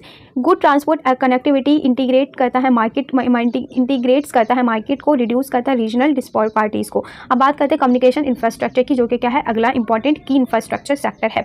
तो ये इनेबल करता है एक्सचेंज ऑफ इन्फॉर्मेशन को, आइडिया को, किसके बीच में, इंडिविजुअल, बिजनेसमैन एंड गवर्नमेंट के बीच में। इंप्रूव करता है डिसीजन मेकिंग को, कोऑर्डिनेशन एंड प्रोडक्टिविटी को एंड सपोर्ट करता है education, business, trade and banking and governance को। इसमें इंक्लूड है postal services, broadcasting, internet and digital communication. ये एक ब्रिज है किसके बीच में, अर्बन और रूरल एरियाज के गैप के बीच में। अब बात कर लेते हैं थर्ड है टेलीकॉम इंफ्रास्ट्रक्चर। तो प्रोवाइड करता है voice, data and digital connectivity को, इन्हांस करता है बिजनेस ऑपरेशन को, ई कॉमर्स को एंड डिजिटल सर्विसेज को। ये बूस्ट करता है फाइनेंशियल इंक्लूसिव को, किसके through, mobile banking and UPI वगैरह के थ्रू। सपोर्ट करता है IT को, BPO को, स्टार्टअप्स को एंड इनोवेशंस को एंड 5G एंड जो ब्रॉडबैंड एक्सपेंशन है ट्रांसफॉर्मेशन का डिजिटल इकोनॉमी में उसको। अब बात करते हैं लास्ट यहाँ पे हेल्थ केयर इंफ्रास्ट्रक्चर की। तो ये इंप्रूव करता है हेल्थ को, प्रोडक्टिविटी ऑफ वर्कफोर्स को, जब हेल्थ अच्छी होगी तो वर्कफोर्स भी अच्छी होगी। रिड्यूस करता है डिसीज बर्डन को, हेल्थ केयर कॉस्ट को, इंक्रीज करता है लाइफ एक्सपेक्टेंसी को एंड प्रमोट करता है ह्यूमन डेवलपमेंट को। इंक्लूड करता है इसमें इंक्लूड है hospital, clinic, primary health centres and sanitation, clean drinking water and health services. तो ये सब क्या है इसके अंदर इंक्लूड है। हेल्थी पॉपुलेशन क्या है, फाउंडेशन एक स्ट्रॉन्ग इकोनॉमी की। अब बात कर लेते हैं इसकी कुछ एग्जांपल्स की। तो यहाँ पे जैसे ट्रांसपोर्ट इंफ्रास्ट्रक्चर है, तो उसमें क्या है, यहाँ पे गोल्डन क्वाड्रिलेटरल्स हो गए, भारत योजना हो गई, डेडिकेट फॉरेन कॉरिडोर्स हो गए, ये सब। एंड कम्युनिकेशन इंफ्रास्ट्रक्चर के क्या, इंटरनेट कनेक्टिविटी हो गई, दूरदर्शन हो गया, ऑल इंडियन रेडियो हो गया, डिजिटल प्लेटफॉर्म हो गए। एंड टेलीकॉम इंफ्रास्ट्रक्चर की बात करें तो BSNL हो गया, Jio, Airtel, 5G roll out, digital Indian programme, ये सब। हेल्थ केयर की बात करें तो आयुष्मान भारत हो गया, national health care mission and primary health centres. तो ये सब क्या है, एग्जाम्पल हैं इंपॉर्टेंट की इंफ्रास्ट्रक्चर सेक्टर के। अब बात करें यहाँ पे बेनिफिट है स्ट्रॉन्ग इंफ्रास्ट्रक्चर के, जिसमें सबसे पहले आता है प्रमोट इकोनॉमिक ग्रोथ। ये क्या करता है, इकोनॉमिक ग्रोथ को प्रमोट करता है। इंफ्रास्ट्रक्चर इंक्रीज होगा तो यहाँ पे कैपिटल फॉर्मेशन होगी, प्रोडक्टिविटी भी फॉर्म होगी। देन यहाँ पे है attract investment. Good infrastructure attract करता है डोमेस्टिक एंड फॉरेन इन्वेस्टमेंट को, जनरेट्स एम्प्लॉयमेंट। तो इंफ्रास्ट्रक्चर प्रोजेक्ट है वो क्या क्रिएट करता है, जॉब डायरेक्टली और इनडायरेक्टली वेरियस सेक्टर में। Then reduce regional imbalance. ये इंप्रूव करता है कनेक्टिविटी को, रिड्यूस करता है एंड प्रमोट कर, ये इंप्रूव करता है कनेक्टिविटी को एंड सर्विस को प्रमोट करता है बैलेंस डेवलपमेंट के लिए। एंड यहाँ पे है इंप्रूव क्वालिटी ऑफ लाइफ। इससे बेटर हेल्थ केयर मिलती है, एजुकेशन मिलती है, सर्विस मिलती है, जो कि इनहांस करते हैं लिविंग स्टैंडर्ड्स को। एंड लास्ट है यहाँ पे इंकरेज करता है इनोवेशन को एंड कॉम्पिटिटिवनेस को। तो digital and physical infrastructure support करता है इनोवेशन को एंड ग्लोबल कॉम्पिटिटिवनेस को। अब बात करते हैं यहाँ पे challenges in infrastructure development. Infrastructure development में कौन कौन से चैलेंजेस आते हैं, जिसमें पहला है हाई कॉस्ट ऑफ, यहाँ पे बहुत ही ज़्यादा हाईली कॉस्ट के इंफ्रास्ट्रक्चर प्रोजेक्ट बनते हैं, सबसे पहले चैलेंज तो ये है। देन सेकंड है यहाँ पे adequate financing and low public investment होती है, ब्यूरोक्रेटिक डिले होते हैं एंड लैंड एक्विजिशन इशूज़ आते हैं, रीजनल डिस्पार्टीज होती है, पुअर मेंटेनेंस की वजह से पुअर मेंटेनेंस होता है and lake of skilled man power advance technology की वजह से क्या होता है, चैलेंजेस फेस करने पड़ते हैं। अब कौन कौन से मेजर हैं जो कि स्ट्रॉन्ग बनाते हैं इंफ्रास्ट्रक्चर को। सबसे पहला है इंक्रीज पब्लिक इन्वेस्टमेंट। जब पब्लिक इन्वेस्टमेंट इंक्रीज होगी तो क्या होगा, इंफ्रास्ट्रक्चर भी अपने आप ही स्ट्रॉन्ग बनेगा। Then encourage private sector participation. जब प्राइवेट सेक्टर का पार्टिसिपेशन होता है तो उससे भी इंफ्रास्ट्रक्चर क्या होता है, स्ट्रॉन्ग बनता है। देन थर्ड है यहाँ पे यूज ऑफ टेक्नोलॉजी, ज़्यादा से ज़्यादा अडॉप्ट करें डिजिटल टेक्नोलॉजीज को एक स्मार्ट इंफ्रास्ट्रक्चर के लिए और एक बेटर मैनेजमेंट के लिए। And balance regional development, focus करें बैकवर्ड रीजन पर ताकि रिड्यूस हो सके डिस्पार्टीज। एंड यहाँ पे है सस्टेनेबल डेवलपमेंट, प्रमोट किया जाए ग्रीन इन्वायरमेंट फ्रेंडली इंफ्रास्ट्रक्चर को। स्ट्रेंथन इंस्टीट्यूशन यानी इंप्रूव किया जाए गवर्नेंस को, ट्रांसपेरेंसी को, प्रोजेक्ट इंप्लीमेंटेशन को। एंड स्किल डेवलपमेंट यानी क्रिएट किया जाए स्किल्ड वर्कफोर्स को प्लानिंग के लिए, कंस्ट्रक्शन के लिए एंड मेंटेनेंस के लिए। लास्ट लॉन्ग टर्म प्लानिंग के लिए भी, लॉन्ग टर्म प्लानिंग भी क्या करता है, इंफ्रास्ट्रक्चर को क्या करता है, स्ट्रॉन्ग बनाता है। कंक्लूजन की बात करें तो इंफ्रास्ट्रक्चर एक बैकबोन है इकोनॉमिक डेवलपमेंट की और ह्यूमन वेलबींग की। स्ट्रॉन्ग इकोनॉमिक इंफ्रास्ट्रक्चर ड्राइव करता है ग्रोथ को एंड जो सोशल इंफ्रास्ट्रक्चर में इंश्योर करता है इंक्लूसिव सस्टेनेबल डेवलपमेंट को। इन्वेस्टमेंट एक ट्रांसपोर्ट कम्युनिकेशन टेलीकॉम है, हेल्थ केयर जैसी चीज़ों में इन्वेस्टमेंट किया जाता है, तो ये क्या एक एसेंशियल और प्रॉस्पेरस और डेवलप इंडिया को बनाता है। अब चलते हैं नेक्स्ट क्वेश्चन पे। 7th क्वेश्चन है डिस्कस करना importance of agriculture economic Indian economy में एंड एक्सप्लेन करने इसकी मेजर प्रॉब्लम इंडियन एग्रीकल्चर में, इवैल्यूएट करने agricultural reform and agriculture marketing reforms. तो इंपॉर्टेंस की बात करें एग्रीकल्चर इन इंडियन इकोनॉमी में, तो एग्रीकल्चर एक बैकबोन है इंडियन इकोनॉमी की जो प्ले करती है बहुत इंपॉर्टेंट रोल प्रोवाइड करने के लिए food, raw material and employment और फॉरेन एक्सचेंज। ये क्रूशियल, इंक्लूसिव एंड सस्टेनेबल, ये बहुत ही ज़्यादा क्रूशियल है इंक्लूसिव और सस्टेनेबल इकोनॉमिक ग्रोथ के लिए। और उसका क्या क्या यहाँ पे रीज़न है, क्योंकि प्रोवाइड करता है एम्प्लॉयमेंट, जिसमें से एग्रीकल्चर प्रोवाइड करता है लाइवलीहुड 42% पॉपुलेशन को ऑफ द टोटल वर्कफोर्स, जितनी भी वर्कफोर्स पॉपुलेशन है उनको इंश्योर करता है, फूड सिक्योरिटी को कंट्रीब्यूट करता है जीडीपी में एंड जो सोर्स है रॉ मटेरियल का एंड अर्न करते हैं इससे फॉरेन एक्सचेंज से, एंड प्रमोट करता है बैलेंस रीजनल डेवलपमेंट को एंड सपोर्ट करता है इंडस्ट्रियल ग्रोथ को एंड इंप्रूव करता है स्टैंडर्ड ऑफ लिविंग। आप वीडियो को पॉज करके इनको पढ़ लेना, ठीक है। अब बात करें इनके मेजर प्रॉब्लम जो कि इंडियन एग्रीकल्चर में फेस करने पड़ते हैं, जिसमें पहले 5% of small and fragmented holding. 80% से ज़्यादा जो फार्मर्स है वो मार्जिनल है और स्मॉल फार्मर है, लेस देन 2 हेक्टर्स, मतलब उनके पास 2 हेक्टर से भी कम की जगह है खेती बाड़ी करने के लिए। देन सेकंड है लो प्रोडक्टिविटी है, यहाँ पे डिपेंडेंस ऑन मानसून के ऊपर डिपेंड रहता है कि बारिश अच्छी बारिश होगी तो अच्छी फसल आएगी, अगर बारिश ज़्यादा हो गई या कम हो गई तो फसल खराब हो जाएगी, इस तरीके से। एंड इनएडिक्वेट इरिगेशन है, लो यहाँ पे इन्वेस्टमेंट है लो इन्वेस्टमेंट टेक्नोलॉजीज़ है यहाँ पे, एंड हाई कॉस्ट है इनपुट्स का, पुअर मार्केटिंग फैसिलिटीज़ हैं, प्राइस इंस्टेबिलिटी है यहाँ पे। अब बात करते हैं यहाँ पे एग्रीकल्चर रिफॉर्म्स, किस तरीके से इवैल्यूएट कर सकते हैं हम एग्रीकल्चर रिफॉर्म्स को। तो एग्रीकल्चर रिफॉर्म्स का एम होता है इंक्रीज़ करना प्रोडक्टिविटी को, इंश्योर करना सस्टेनेबिलिटी को, इंप्रूव करना फार्मर्स की इनकम को। जो मेजर रिफॉर्म होता है, अब यहाँ पे समझते हैं इसकी क्या क्या मेजर रिफॉर्म्स हैं इनके इवैल्यूएशंस को, जिसमें सबसे पहले इंस्टीट्यूशनल रिफॉर्म्स, तो लैंड रिफॉर्म्स हो गए, टेनेंसी रिफॉर्म्स हो गए, कंसोलिडेशंस ऑफ होल्डिंग हो गया, कॉर्पोरेशन एंड क्रेडिट रिफॉर्म हो गया। इसकी इवैल्यूएशन की बात करें तो लैंड रिफॉर्म होल्ड करता है एक लिमिटेड सक्सेस को, किसकी वजह से, लूप होल्स की वजह से, and credit and corporative reforms help करते हैं, लेकिन ये फर्दर इतने स्ट्रॉन्ग नहीं होते।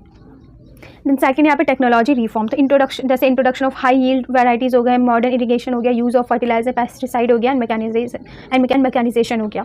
इवैल्यूएशन की बात करें तो जो ग्रीन रिवॉल्यूशन है वो इंक्रीज़ करता है गुड ग्रेन प्रोडक्टिविटी को, एंड बट इसका जो बेनिफिट है वो रीजन स्पेसिफिक है, रिसोर्स इंसेंटिव है।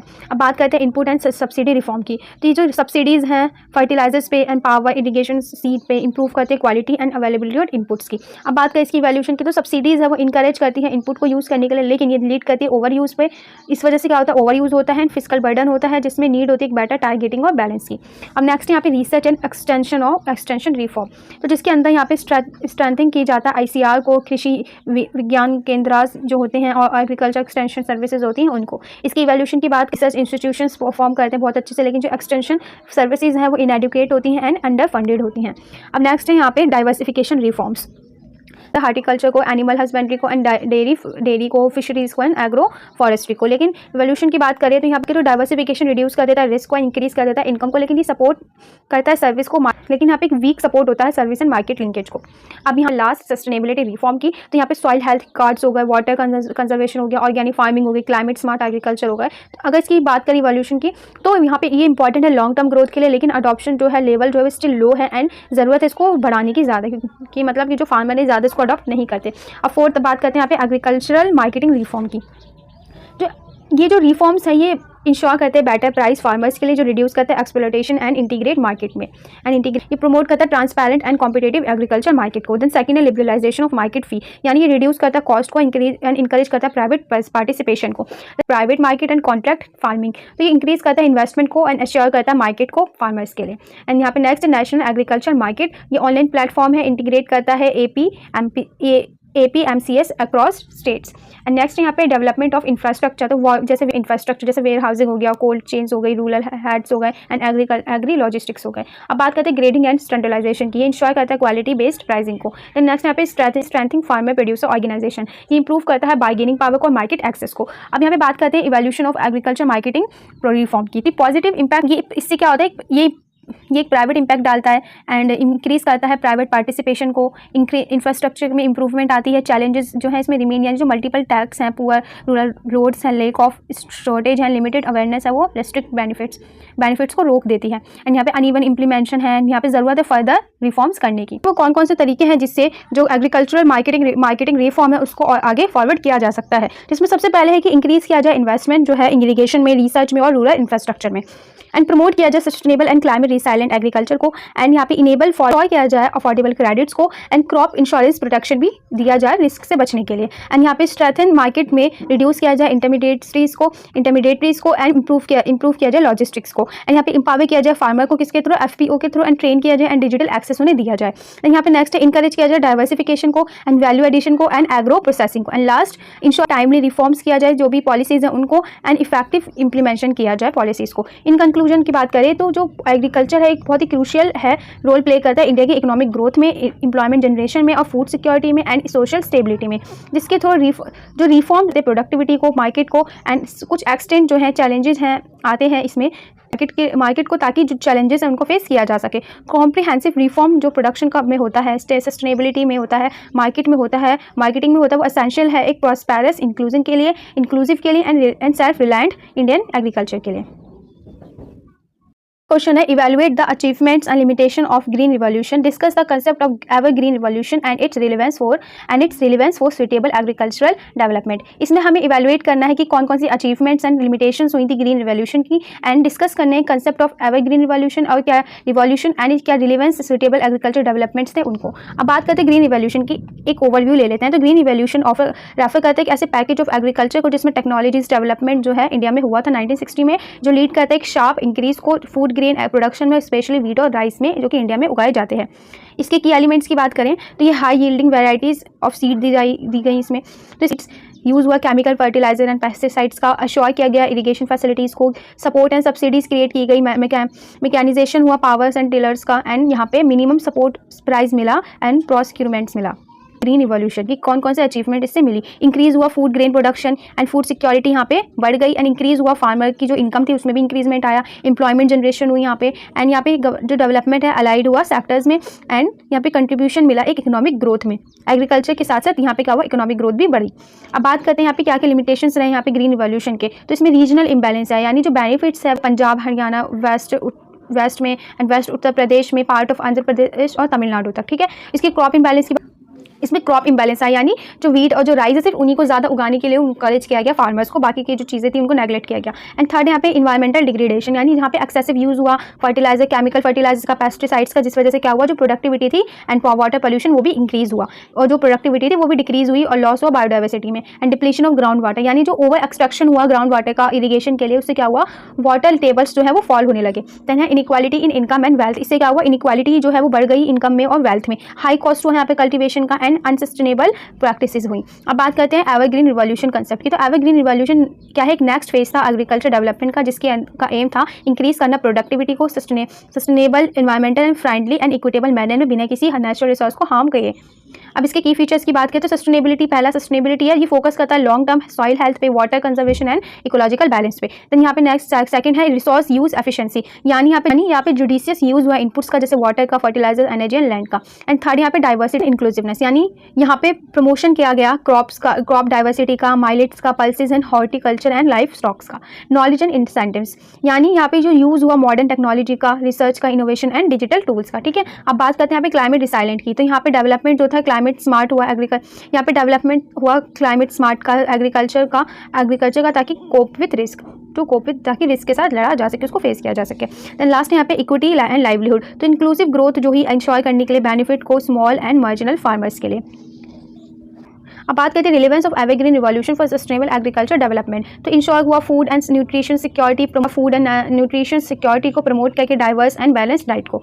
एंड कंजर्व हुआ यहाँ पे national resource like soil, water and energy for future generation. And यहाँ पे एड्रेस किया गया क्लाइमेट चेंजेस को, किसके through, climate smart and low carbon agriculture के थ्रू। एंड इंप्रूव किया गया यहाँ पे फार्मर्स की इनकम को एक सस्टेनेबल एंड प्रॉफिटेबल मैनर में। एंड प्रमोट किया गया ग्रीन ग्रोथ एंड रिड्यूस किया गया इकोलॉजिकल फुटप्रिंट को। एंड यहाँ पे सपोर्ट किया गया इंक्लूसिव एंड इक्विटेबल डेवलपमेंट को and rural communication and strategies, जो कि चीज़ थी जो इसमें आई ग्रीन रिवॉल्यूशन के अंदर आई। इंटीग्रेट किया गया न्यूट्रिशन मैनेजमेंट को एंड बैलेंस किया गया फर्टिलाइजर्स को। यहाँ पे पेस्ट मैनेजमेंट को भी इंटीग्रेट किया गया, रिड्यूस करने के लिए केमिकल यूज़ को। And micro irrigation, rain water harvesting की गई वाटर एफिशिएंसी के लिए। कन्वर्जन हुआ एग्रीकल्चर का, मिनिमम टाइलेज हुई एंड क्रॉप रोटेशन हुई एंड कवर हुआ क्रॉपिंग को कवर किया गया। एंड प्रमोशन हुआ पे ऑर्गेनिक एंड नेचुरल फार्मिंग का, यूज़ हुआ बायोटेक्नोलॉजी का, प्रिसीजन फार्मिंग का एंड डिजिटल एग्रीकल्चर का। स्ट्रेथिंग हुई यहाँ पे, एक्सटेंशन सर्विसेज, यहाँ पे और भी ज़्यादा एक्सटेंशन सर्विसेज को स्ट्रॉन्ग बनाया गया और फार्मिंग ट्रेनिंग को स्ट्रॉन्ग किया गया। वैल्यू एडिशन की गई, एग्रो प्रोसेसिंग की गई, स्ट्रॉन्ग मार्केट लिंकेज को बनाया गया। अब बात करते हैं comparison of green revolution and evergreen revolution की। तो ग्रीन रिवॉल्यूशन की बात करते हैं, पहले इसका गोल था इंक्रीज करना प्रोडक्शन को, इसका फोकस था वीट पे और राइस पे। इनपुट इंटेंसिव की बात करें, यहाँ पे यूज़ हुआ फर्टिलाइजर्स का, वाटर एंड केमिकल्स का ज़्यादा। एंड शॉर्ट टर्म गेन, इसमें सिर्फ शॉर्ट टर्म गेन हुआ, रीजनल कंसंट्रेशन हुआ, इकोनॉमिक एंड इन्वायरमेंटल कंसर्न था इसके अंदर। अब बात करते हैं एवरग्रीन रिवॉल्यूशन की। तो इसका गोल था सस्टेनेबल प्रोडक्टिविटी का एंड नेचुरल रिसोर्सेज कंजर्वेशन का। फोकस था सभी क्रॉप्स पे कि सभी क्रॉप्स को उगाया जाए, life stock, horticulture and biodiversity को। रिसोर्स इफिशिएंट की बात करें, इसमें जुडिशियस एंड बैलेंस्ड यूज़ हुआ इनपुट्स का, लॉन्ग टर्म सस्टेनेबिलिटी के लिए ये हुआ। एंड इंक्लूसिव और इक्विटेबल ग्रोथ आई। एंड ये क्या था, एनवायरमेंट फ्रेंडली और क्लाइमेट रिसाइलेंट था। तो ग्रीन रिवॉल्यूशन ने एक बहुत ही हिस्टोरिकल रोल प्ले किया है अचीव करने में फूड की सेल्फ सफिशिएंसी को इंडिया के अंदर। हाउएवर इसकी जो लिमिटेशंस थी वो एक शिफ्ट हुई towards green revolution, evergreen revolution की तरफ, जिसने एम्फसाइज किया सस्टेनेबिलिटी को, इंक्लूसिवनेस को, रिसाइलेंस को। ये जो अप्रोच बहुत एसेंशियल थी अचीव करने के लिए गोल सस्टेनेबल एग्रीकल्चर डेवलपमेंट के और इंश्योर करने के लिए food, nutrition, livelihood, environmental security present और फ्यूचर जनरेशन के लिए। सो बात करते हैं examine the role of MSME in Indian economy. क्या रोल था यहाँ पे एमएसएमई का इंडियन इकोनॉमी में, और इसके डिस्कस करें इसके जो चैलेंजेस, डिस्कस करें कौन कौन से वो चैलेंजेस थे जो कि फेस किए गए एमएसएमई में, एंड इवेलुएट करें कंट्रीब्यूशन क्या था इसका इंडस्ट्रियल पॉलिसीज़ का इंडस्ट्रियल डेवलपमेंट में। अब बात करते हैं एमएसएमई क्या था। तो micro, small and medium enterprises क्या इसकी फुल फॉर्म है। ये एक इंजन है इंक्लूसिव ग्रोथ एंड एम्प्लॉयमेंट का इंडिया के अंदर। ये प्रमोट करता है एंटरप्रेन्योरशिप को, इनोवेशन को, रीजनल बैलेंस डेवलपमेंट को। अब बात करते हैं इसकी क्लासिफिकेशन की। तो ये इसकी कैटेगरी यहाँ पे माइक्रो, स्मॉल और मीडियम में है। माइक्रो यानी यहाँ पे investment in plant and machineries, या फिर हम ये कह सकते हैं इक्विपमेंट में कितनी कर सकते हैं, तो अप टू 1 करोड़, और इसका एनुअल टर्नओवर कितना है 5 करोड़। स्मॉल की बात करें तो इसका above 1 crore up to 10 crore, और इसके एनुअल टर्नओवर क्या है above 5 crore and up to 50 crore. And medium की बात करें तो इसका क्या है यहाँ पे इन्वेस्टमेंट क्या है यहाँ पे इक्विपमेंट पर अबव 10 करोड़ से 50 crore up to 50 crore. Annual turnover क्या है इसका above 50 crore and up to 250 crore. अब बात करते हैं इसकी की फीचर्स की। तो ये वाइड डिस्पर्जन है across rural, semi urban and urban areas, तीनों पर क्या करता है, फोकस करता है। लो कैपिटल इन्वेस्टमेंट एंड यूज होता है लोकल रिसोर्सेज में, एंड हाई एम्प्लॉय पोटेंशियल है, एंड लो, ये एक हाई एम्प्लॉयमेंट पोटेंशियल है low cost per, and promote करता है एक्सपोर्ट एंड इम्पोर्ट की सब्सटीट्यूशंस को, एंड इंकरेज करता है innovation, entrepreneurship and self employment को। अब बात करते हैं यहाँ पे कौन कौन से रोल थे एमएसएमई के इंडियन इकोनॉमी में। इसने एम्प्लॉयमेंट जनरेशन में हेल्प करी, कंट्रीब्यूट किया जीडीपी में, इंडस्ट्रियल प्रोडक्शन हुआ, इससे एक्सपोर्ट हुआ, and inclusive growth I, and support हुआ लार्ज इंडस्ट्रीज में, एंड एंटरप्रेन्योरशिप डेवलपमेंट हुई, एंड इकोनॉमिक डेवलपमेंट आई। अब इसके पॉइंट्स जो हैं आप पॉज करके पढ़ सकते हैं। अब बात करते हैं कौन कौन से चैलेंजेस हैं जिसको फेस किया गया एमएसएमई के थ्रू। तो यहाँ पे इनएडिक्वेट फाइनेंस हुआ, टेक्नोलॉजी गैप्स आए, मार्केटिंग प्रॉब्लम्स हुई, इंफ्रास्ट्रक्चर कंस्ट्रेंट हुए, स्किल्ड मैन पावर हुई, एंड स्किल्ड मैन पावर की यहाँ पे शॉर्टेज हुई, रेगुलेटरी बर्डन हुआ, रॉ मटेरियल इशूज आए, एंड लो प्रोडक्टिविटी हुई। अब बात करते हैं यहाँ पे रजिस्ट्रेशन ऑफ एमएसएमई। यहाँ एमएसएमई यानी यहाँ पे इश्यूज एंड इम्पैक्ट बताने हैं कि क्यों ये रिमेन अनरजिस्टर्ड रहा और इसका क्या इम्पैक्ट हुआ नॉन रजिस्ट्रेशन का, कि क्यों रहा ये। यहाँ पे लेक ऑफ अवेयरनेस थी अबाउट रजिस्ट्रेशन बेनिफिट्स के बारे में, कॉम्प्लेक्स था, टाइम कंज्यूमिंग रजिस्ट्रेशन प्रोसेस था, यहाँ पे फियर था टैक्स का, कंप्लायंस का, एंड गवर्नमेंट सिक्योरिटीज़ का। अब बात करते हैं इसमें जो स्मॉल यूनिट थी उसमें रजिस्ट्रेशन की जरूरत नहीं थी, इसमें कॉस्ट इन्वॉल्व थी रजिस्ट्रेशन में, रिन्यूअल में। अब बात करते हैं नॉन रजिस्ट्रेशन का इम्पैक्ट क्या हुआ। इनएबिलिटी हुई, अवॉइड हुआ, एक्सक्लूसिव हुआ गवर्नमेंट स्कीम एंड इंसेंटिव से, एंड डिफिकल्टी हुई पार्टिसिपेट करने में टेंडर्स एंड एक्सपोर्ट्स में, यहाँ पे कोई legal recognisation and limited protection थी, ग्रोथ हुई एंड कॉम्पिटिटिवनेस थी। अब बात करते हैं यहाँ पे कि कौन कौन से कंट्रीब्यूशन था इंडस्ट्रियल पॉलिसीज का इंडस्ट्रियल डेवलपमेंट के अंदर, जिसमें सबसे पहले यहाँ पे प्रमोट किया गया इंडस्ट्रियल ग्रोथ को, डेवलपमेंट हुई एमएसएमई की, एंड बैलेंस रीजनल डेवलपमेंट की गई, एम्प्लॉयमेंट जनरेशन की गई, एक्सपोर्ट प्रमोशन हुआ, and technological upgradation and innovation किया गया, आत्मनिर्भर एंड सेल्फ रिलायंस जैसे प्रोग्राम्स को चलाया गया। अब बात करते हैं यहाँ पे कौन कौन से मेजर इंडस्ट्रियल पॉलिसीज थी इंडिया के अंदर, जिसमें है इंडस्ट्रियल पॉलिसी रिजोल्यूशन 1948, देन फिर है इंडस्ट्रियल पॉलिसी रिजोल्यूशन 1956, एंड फिर है industrial policy statement 1977, then new industrial policy 1991, and industrial policy 1997, MSME development act 2006, and make in India 2014, जिसने प्रमोट किया था मैन्युफैक्चरिंग एंड अट्रैक्ट किया था इन्वेस्टमेंट को। देन लास्ट है आत्मनिर्भर भारत 2020 ऑनवर्ड, जो कि अभी चल रही है। ये एक सेल्फ रिलायंस पीएलआई स्कीम है और जो सपोर्ट करता है डोमेस्टिक इंडस्ट्रीज़ को। अब इवोल्यूशन ऑफ इंडस्ट्रियल पॉलिसीज कौन कौन सी थी, तो इसकी अचीवमेंट और लिमिटेशन की बात करते हैं। तो यहाँ पे क्या हुआ, इसने एक बिल्ड किया एक strong industrial base and diversify किया इकोनॉमी को, डेवलप किया कोर इंडस्ट्रीज़ को एंड इंफ्रास्ट्रक्चर को, सपोर्ट किया ग्रोथ ऑफ एमएसएमई को एंड एंटरप्रेन्योरशिप को, एंड इंक्रीज किया एक्सपोर्ट एंड ग्लोबल इंटीग्रेशन को, एंड अट्रैक्ट किया इन्वेस्टमेंट टेक्नोलॉजिकल इन्फ्लो को, एंड प्रमोट किया इनोवेशन को, स्किल डेवलप्ड एंड एम्प्लॉयमेंट को। की बात करें इसकी क्या लिमिटेशंस थी, तो यहाँ पे कॉम्प्लेक्स रूल थे, लाइसेंसिंग की जरूरत थी, ब्यूरोक्रेसी थी प्री लिबरलाइजेशन एरिया में, एंड यहाँ पे स्लो इंप्लीमेंटेशन था एंड पॉलिसी बहुत ही ज़्यादा डिले थी। इनएडुकेट फोकस था इन्वायरमेंटल सस्टेनेबिलिटी पे अर्लियर शुरुआत में, रीजनल डिस्पार्टीज थी, एंड यहाँ पे बहुत ज़्यादा बेटर इंफ्रास्ट्रक्चर की ज़रूरत थी, एंड यहाँ पे डूइंग बिजनेस करने के लिए या फिर इनोवेशन इकोसिस्टम के लिए। सो अब बात करते हैं नेक्स्ट क्वेश्चन की, compare the role of public sector private sector in India's industrial development. Compare करना हमें पब्लिक सेक्टर प्राइवेट सेक्टर क्या है इंडिया के इंडस्ट्रियल डेवलपमेंट में, एंड इसका क्या, discuss the impact of industrial reform on economic growth, and बताना है कि इंडस्ट्रियल रिफॉर्म का क्या इम्पैक्ट पड़ा इकोनॉमिक ग्रोथ पर। तो बात करते हैं यहाँ पे इंडस्ट्रियल सेक्टर की। तो इंडिया का जो इंडस्ट्रियल डेवलपमेंट है वो एक दोनों ही पब्लिक और प्राइवेट सेक्टर दोनों इंटरप्राइजेस से लिया गया है। दोनों ही सेक्टर जो है कॉम्प्लीमेंट करते हैं एक दूसरे को, प्रमोट करते हैं ग्रोथ को, एम्प्लॉयमेंट को, एक्सपोर्ट एंड टेक्नोलॉजिकल प्रोग्रेस को। पब्लिक सेक्टर क्या है यहाँ पे, जो ओन एंड ऑपरेट किया जाता है गवर्नमेंट के द्वारा, एंड प्राइवेट सेक्टर क्या है, जो ओन किया जाता है और ऑपरेट किया जाता है इंडिविजुअल या फिर कंपनीज के द्वारा, जो कि प्रॉफिट के लिए उसमें इन्वेस्ट करती हैं। अब बात करते हैं यहाँ पे कंपैरिजन की। तो यहाँ पे कंपैरिजन की बात करें तो public sector versus private sector, public sector का बता देती हूँ, फिर मैं आपको प्राइवेट सेक्टर का बता दूंगी। तो पब्लिक सेक्टर जो है वो गवर्नमेंट उसको ओन करती है, उसका ऑब्जेक्टिव होता है सोशल वेलफेयर, इक्विटेबल डिस्ट्रीब्यूशन का, बैलेंस, एक रीजनल डेवलपमेंट का, इन सब का। एरिया ऑफ ऑपरेशन की बात करें तो इसमें स्ट्रैटेजिक बेसिक्स एंड की इंडस्ट्रीज़ को देखा जाता है, इंफ्रास्ट्रक्चर को देखा जाता है। एंड कैपिटल की बात करें, इसमें क्या कैपिटल यूज़ होती है, तो इसमें फाइनेंस बाय गवर्नमेंट इसमें फाइनेंस करती है, रिवेन्यूज़ यूज़ करती है, पब्लिक फंड्स का यूज़ करती है। रिस्क बेयरिंग की बात करें तो इसमें जो रिस्क बॉर्न है वो गवर्नमेंट एंड पब्लिक के द्वारा होता है। एफिशिएंसी की बात करें तो लो है, किसकी वजह से, ब्यूरोक्रेसी की वजह से, क्योंकि इसमें रेड टेप है एंड लेक ऑफ कॉम्पिटिशन है। फ्लैक्सिबिलिटी की बात करें तो लेस फ्लैक्सिबल है डिसीजन मेकिंग में, ऑपरेशंस में। एम्प्लॉयमेंट की बात करें तो ये लार्ज स्केल पर स्टेबल एम्प्लॉयमेंट प्रोवाइड करता है। कंट्रीब्यूशन की बात करें तो बिल्ड करता है इंफ्रास्ट्रक्चर, प्रमोट करता है हैवी इंडस्ट्रियल, ये करता है रीजनल इम्बैलेंस को। अब बात करते हैं प्राइवेट सेक्टर की। ओनरशिप की बात करें तो इसमें इंडिविजुअल और कंपनीज और जो ग्रुप्स होते हैं वो इसको ओन करते हैं। ऑब्जेक्टिव की बात करें तो यहाँ पे प्रॉफिट को मैक्सिमाइज करना होता है, एफिशिएंसी एंड ग्रोथ के लिए इसको बनाया जाता है। एरिया ऑफ ऑपरेशन की बात करें तो इसमें कंज्यूमर गुड्स हो गए, कॉम्पिटेटिव इंडस्ट्रीज, सर्विसेज, ये सब चीज़ें इसमें होती हैं। कैपिटल की बात करें तो इसमें जो फाइनेंस है वो प्राइवेट सेविंग्स का यूज़ किया जाता है, लोन, एफडीआई एंड मार्केट्स वगैरह से लिए जाता का इसमें जो फाइनेंस है वो यूज़ किया जाता है। रिस्क बेयरिंग की बात करें तो इसमें जो रिस्क है वो एंटरप्रेन्योर्स इन्वेस्टर्स की तरफ से आता है। एफिशिएंसी की बात करें तो जनरली हाई है, कंपटीशन एंड प्रॉफिट मोटिव्स की वजह से। फ्लेक्सिबिलिटी की बात करें तो ज़्यादा फ्लेक्सिबल है, रिस्पॉन्सिव है मार्केट चेंज में। एम्प्लॉयमेंट की बात करें तो इसमें एम्प्लॉयमेंट डिपेंड करता है size and nature of industry पे कि इंडस्ट्री कितनी बड़ी हो, इंडस्ट्री का क्या नेचर है। कंट्रीब्यूशन की बात करें तो प्रमोट करता है इनोवेशन को, क्वालिटी एक्सपोर्ट को एंड फास्टर ग्रोथ को। अब बात करते हैं कि यहाँ पे क्या क्या रोल है इन पब्लिक सेक्टर का इंडस्ट्रियल डेवलपमेंट में, जिसमें सबसे पहले आता है कि स्टैब्लिश करता है बेसिक एंड हैवी इंडस्ट्रीज को लाइक स्टील, कोल, पावर, ऑयल, इन टूल्स एक्सेट्रा। डेवलप करता है इंफ्रास्ट्रक्चर को such as power, transport and telecommunication. And promote करता है बैलेंस रीजन डेवलपमेंट को सेट करके इंडस्ट्रीज़ को बैकवर्ड एरियाज़ में। एंड ये जनरेट करता है लार्ज स्केल एम्प्लॉयमेंट अपॉर्चुनिटीज़ को एंड प्रमोट करता है सेल्फ रिलायंस एंड रिड्यूस करता है डिपेंडेंस इंपोर्ट पर।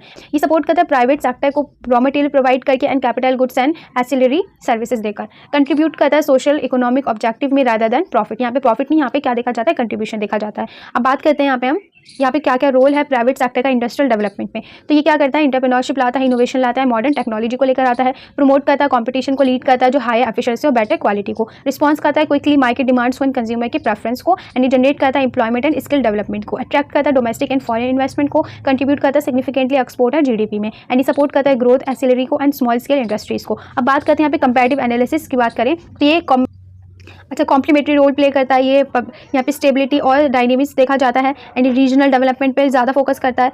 एंड यहाँ पे कंपैरेटिव एनालिसिस की बात करें तो रीजनल डेवलपमेंट पे यहाँ पे ज़्यादा फोकस हो रहा है and social versus economic goals देखे जा रहे हैं यहाँ पे एंड बैलेंस इकोनॉमी को किया जा रहा है। अब बात करते हैं यहाँ पे इंडस्ट्रियल रिफॉर्म्स की, तो यहाँ पे क्या क्या रिफॉर्म्स हुए। तो इंडस्ट्रियल रिफॉर्म जो है इनिशिएट हुआ था 1991 में, जो कि पार्ट था न्यू इकोनॉमिक पॉलिसी लिबरेट का, डीरेगुलेट का और प्रमोट करने का प्राइवेट एंड फॉरेन इन्वेस्टमेंट को, जिसमें लिबरलाइजेशन हुआ, डीरेगुलेशन हुआ, डिसइन्वेस्टमेंट हुई, फॉरेन इन्वेस्टमेंट हुई, टेक्नोलॉजिकल अपग्रेडेशन हुए एंड कंपटीशन हुआ। अब यहाँ पे बात करते हैं impact of industrial reform on economic growth. यहाँ पे किस तरीके से इंपैक्ट हुआ इंडस्ट्रियल रिफॉर्म का इकोनॉमिक ग्रोथ पर। हाई जीडीपी ग्रोथ से क्या हुआ, इकोनॉमी में भी ग्रोथ आया, इंक्रीज हुआ इंडस्ट्रियल आउटपुट में, तो यहाँ पे इकोनॉमिक ग्रोथ हुई, अट्रैक्शन हुई यहाँ पे इन्वेस्टमेंट में, एम्प्लॉयमेंट जनरेशन हुआ, एक्सपोर्ट प्रमोशन मिला, यहाँ पे इंप्रूव हुई, कॉम्पिटिटिवनेस भी इंप्रूव हुआ एंड टेक्नोलॉजी एफिशिएंसी भी इंक्रीज हुई एंड कंज्यूमर बेनिफिट्स भी यहाँ पे बढ़ गए एंड यहाँ पे affordable products and better quality के साथ वाइडर चॉइस बनी। अब बात करते हैं यहाँ पे challenges and limitations of reforms. इस रिफॉर्म्स की क्या क्या चैलेंजेस एंड क्या क्या लिमिटेशंस थी। तो यहाँ पे रीजनल इम्बैलेंस हुआ एंड यहाँ पे स्मॉल एंड मीडियम जो इंडस्ट्रीज इनको फेस करना पड़ा, कंपटीशन एंड सर्वाइवल इशू हुआ उनको बहुत ज़्यादा, and इनएडिक्वेट infrastructure and power supply जो थे वो रिमेन क्या रहे, कॉन्स्टेंट रहे। एंड यहाँ पे स्किल गैप्स हुए, टेक्नोलॉजी गैप्स हुए जो कि कंटिन्यू अभी तक चलते आ रहे हैं। And environmental concern and sustainable development challenge आए काफ़ी सारे। एंड यहाँ पे बेनिफिट जो था ग्रोथ का वो नॉट इवनली डिस्ट्रीब्यूटेड, सही तरीके से डिस्ट्रीब्यूट नहीं हुआ। अब वे फॉरवर्ड यानी ऐसे कौन कौन से तरीके जिससे आगे बढ़ा जा सकता है। Strength in infrastructure and logistics, infrastructure logistic को ज़्यादा स्ट्रॉन्ग बनाया जाए, सपोर्ट किया जाए एमएसएमई को किसके through, finance technology and skill development के थ्रू, प्रमोट किया जाए green and sustainable industrial development को एंड इंकरेज किया जाए innovation RD and digital in transformation को, इंप्रूव किया जाए S business and simplify regulation करने के लिए, एंड यहाँ पे फोकस किया जाए एक्सपोर्ट पे, इंपोर्ट सब्स्टिट्यूशन पे, ग्लोबल कॉम्पिटिटिवनेस पे, एंड इंश्योर किया जाए इंक्लूसिव ग्रोथ को एंड बैलेंस किया जाए रीजनल डेवलपमेंट को। अब चलते हैं नेक्स्ट क्वेश्चन पे।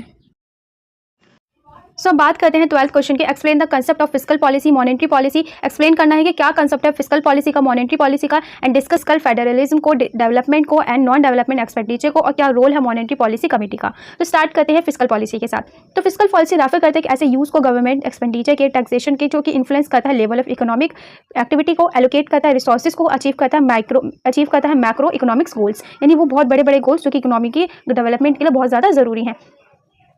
अब बात करते हैं इसके ऑब्जेक्टिव की, जो प्रमोट करता है इकोनॉमिक ग्रोथ को, रिड्यूस करता है इनकम इनइक्वालिटी एंड पॉवर्टी को, एंड जनरेट करता है एम्प्लॉयमेंट को, इंश्योर करता है प्राइस स्टेबिलिटी को, प्रमोट करता है बैलेंस रीजनल डेवलपमेंट को, एंड इंश्योर करता है सोशल जस्टिस एंड वेलफेयर को। अब बात करते हैं इसके इंस्ट्रूमेंट क्या है फिस्कल पॉलिसी के। ये गवर्नमेंट एक्सपेंडिचर है, टैक्सेशन लिया जाता है एंड पब्लिक डेब्ट मैनेजमेंट इसमें होता है।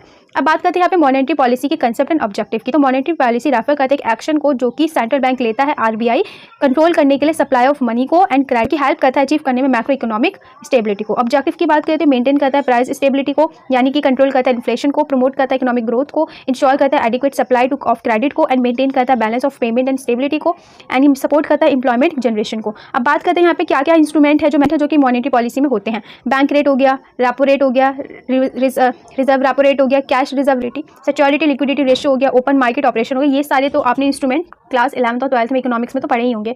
अब बात करते हैं fiscal federalism in India. Fiscal federalism in India क्या है। तो ये एक ऐसा डिस्ट्रीब्यूशन है फाइनेंशियल रिसोर्सेज का एंड एक्सपेंडिचर रिस्पॉन्सिबिलिटी का यूनियन और स्टेट गवर्नमेंट के बीच में। इसका डिवीजन है इसके की फीचर्स की बात करें तो डिवीजन है financial power and source of revenue का। ये शेयर करता है टैक्सेशन, जिसमें कुछ टैक्सेस हैं जो कि लीव्ड किए जाते हैं, शेयर किए जाते हैं, for example income tax, GST, ये सब। From union to state to reduce regional imbalance, ये क्या करता है, रीजनल इंबैलेंस को रिड्यूस करता है। एंड ये finance commission recommends tax devotion and grants, क्या करता है, रिकमेंडेशन देता है, ग्रांट्स देता है फाइनेंस कमीशन को। एंड ये इंश्योर करता है कोऑपरेटिव फेडरलिज्म को, बैलेंस करता है डेवलपमेंट को। अब समझते फाइनेंशियल रिलेशनशिप इंडिया किस तरीके से है। तो जो यूनियन गवर्नमेंट है उसका रिलेशन किससे, लोकल गवर्नमेंट से, लोकल का किससे, स्टेट गवर्नमेंट से, स्टेट का किससे, यूनियन गवर्नमेंट से, और इसी को क्या कहा जाता है, फाइनेंस कमीशन से। और ये बीच में क्या है यहाँ पे, फाइनेंस कमीशन।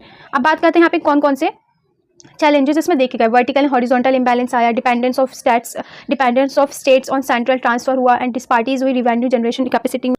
अब बात करते हैं गवर्नमेंट एक्सपेंडिचर की, जिसमें पहला टाइप है डेवलपमेंटल एक्सपेंडिचर, दूसरा है नॉन डेवलपमेंट एक्सपेंडिचर। तो डेवलपमेंट एक्सपेंडिचर की बात करें तो एक ऐसा एक्सपेंडिचर जो कि क्रेडिट एक्सपेंडिचर है, जिसमें क्रिएट होते हैं एसेट्स, बिल्ड होती है इंफ्रास्ट्रक्चर एंड इंक्रीज होती है प्रोडक्टिविटी, प्रमोट होता है economic growth. For example expenditure हो रहा है एजुकेशन पे, हेल्थ पे, इरीगेशन पावर पे, रोड ट्रांसपोर्ट पे, तो ये क्या कर रहा है, ये खर्चा तो है, लेकिन इससे क्या हो रहा है, प्रोडक्टिविटी भी इंक्रीज हो रही है, इंफ्रास्ट्रक्चर भी बिल्ड हो रहा है। ठीक है, अब R&D स्किल्स डेवलपमेंट हो रहा है, इन्वायरमेंटल प्रोटेक्शन हो रहा है, तो ये क्या है, यहाँ पे एक सस्टेनेबल ग्रोथ आएगी इस चीज़ से। सब्सिडीज ऑन फर्टिलाइजर्स दिए जा रहे हैं, क्रेडिट हो रहा है प्रायोरिटी सेक्टर्स पर। तो ये सब क्या हो रहा है, डेवलपमेंट एक्सपेंडिचर में आता है, क्योंकि यहाँ पे एक्सपेंडिचर के साथ साथ डेवलपमेंट भी होती है। अब बात करते हैं नॉन डेवलपमेंटल एक्सपेंडिचर। एक ऐसा एक्सपेंडिचर है जो कि एसेट्स को क्रिएट नहीं करता, लेकिन ये प्रोडक्टिविटी जो कैपेसिटी है, प्रोडक्टिव कैपेसिटी है, उसको क्या कर देता है, इंक्रीज कर देता है लॉन्ग रन में, जैसे पे पुलिस पे, लॉ पर एंड ऑर्डर पर एंड एडमिनिस्ट्रेशन पर। तो ये सब चीज़ें क्या है, ये देश के लिए हो रहा है, देश की प्रोटेक्शन के लिए हो रहा है, इससे सिक्योरिटी बढ़ रही है। तो ये एक ऐसा एक्सपेंडिचर जो लॉन्ग टर्म के लिए क्या दे रहा है, प्रोडक्टिविटी दे रहा है। इंटरनेट पेमेंट्स ऑन पब्लिक डेप्ट हो, इंटरेस्ट पेमेंट ऑन पब्लिक डेप्ट हो गया, सब्सिडीज जो कि लीड नहीं करती प्रोडक्टिविटी को। बात करते हैं कौन कौन से क्या इंपॉर्टेंस है डेवलपमेंट एक्सपेंडिचर की, जिसमें सबसे पहले आते हैं बिल्ड करता है इंफ्रास्ट्रक्चर, ह्यूमन कैपिटल को, इंक्रीज करता है प्रोडक्टिविटी और इनकम को, एंड जनरेट करता है एम्प्लॉयमेंट एंड अपॉर्चुनिटी को, एंड प्रमोट करता है इंक्लूसिव और सस्टेनेबल ग्रोथ को। अब यहाँ पे हम बात करते हैं कि तो मॉनेटरी पॉलिसी कमेटी एक कॉन्स्टिट्यूशन है किसके अंदर बना है, RBI एक्ट 1934 के अंदर बना हुआ है 2016 में। ये एक इंस्टीट्यूशनलाइज है जो कि फ्रेमवर्क है मॉनेटरी पॉलिसी डिसीजन के लिए। ये एक इंस्टीट्यूशनलाइज फ्रेमवर्क है किसके लिए, मॉनेटरी पॉलिसी डिसीजन के लिए। कॉम्पोजिशन की बात करें तो इसके अंदर 6 मेंबर होते हैं। ठीक है, 3 मेंबर होते हैं जो गवर्नर की तरफ से होते हैं, और 3 मेंबर होते हैं जो एक्सटर्नल मेंबर होते हैं। अब बात करते हैं इसकी की फंक्शंस की, तो डिसाइड करता है पॉलिसी ऐसी चीज़ें बनाई गई जिससे इन्फ्लेशन में जो है थोड़ी रुकावट आई, थोड़ा वो रिड्यूस हुआ। कौन कौन से वो फ्रेमवर्क हैं, तो government notify repo rate to achieve the target. RBI ने इम्प्लीमेंट किया पॉलिसी को यूज़ करके। RBI क्या करती है, इम्प्लीमेंट करती है पॉलिसी को, इंस्ट्रक्शन जो कि मॉनेटरी पॉलिसी कमेटी देती है उनको, इंस्ट्रक्शन को समझ के। देन इंश्योर होता है medium term policy stability and macro economics stability. अब बात करते हैं यहाँ पे क्या क्या रोल है, इम्पैक्ट है। यहाँ पे रोल और इम्पैक्ट क्या है फिस्कल एंड मॉनेटरी पॉलिसी का। पहले बात करते हैं फिस्कल पॉलिसी इम्पैक्ट की। तो यहाँ पे एक्सपेंशन ही फिस्कल पॉलिसी है। क्या इसमें क्या होता है कि एक्सपेंडिचर बढ़ेगा तो टैक्सेस क्या होंगे, घट जाएंगे। इंक्रीज एग्रीगेट डिमांड को इंक्रीज करता है, इनकम को इंक्रीज करता है, एम्प्लॉयमेंट एंड ग्रोथ को इंक्रीज करता है। कॉन्ट्रैक्शनरी फिस्कल पॉलिसी क्या है, वो क्या करता है, एक्सपेंडिचर घटेगा तो टैक्सेस इंक्रीज हो जाएगा। ये रिड्यूस करता है इन्फ्लेशनरी प्रेशर को और कंट्रोल करता है फिस्कल डेफिसिट को। अब बात करते हैं मॉनेटरी पॉलिसी फैक्ट की। तो ये क्या करता है, इसमें क्या होता है, एक्सपेंशनरी मॉनेटरी पॉलिसी होती है, इसमें रेपो रेट डिक्रीज, CRR भी डिक्रीज होता है, OMPO परचेस किए जाते हैं। ठीक है, उसके बाद इंक्रीज होती है लिक्विडिटी या क्रेडिट, जिसमें बूस्ट होता है इन्वेस्टमेंट, कंजप्शन एंड ग्रोथ।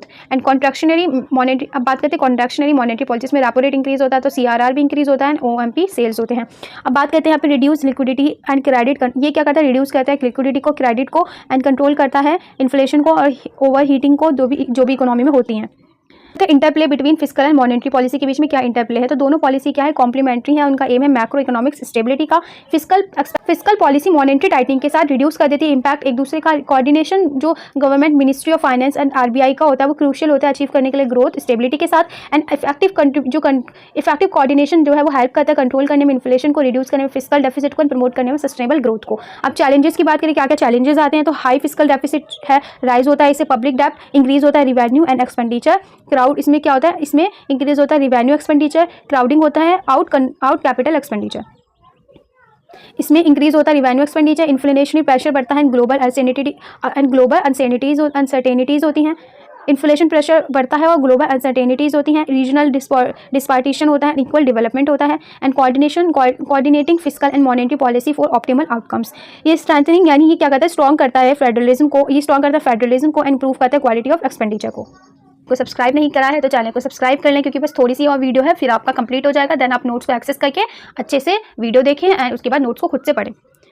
तो नेक्स्ट क्वेश्चन 13 है, डिस्कस करें role of foreign direct investment FDI को एंड एक्सचेंज रेट पॉलिसी जो कि इंडियन इकोनॉमिक डेवलपमेंट में है, एंड डिफरेंशिएट करें फिक्स्ड और फ्लोटिंग एक्सचेंज रेट सिस्टम को।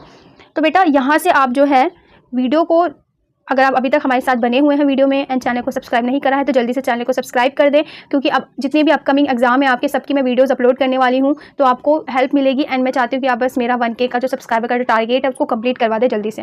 तो यहाँ पे फॉरेन डायरेक्ट बात करते हैं, फॉरेन डायरेक्ट इन्वेस्टमेंट की।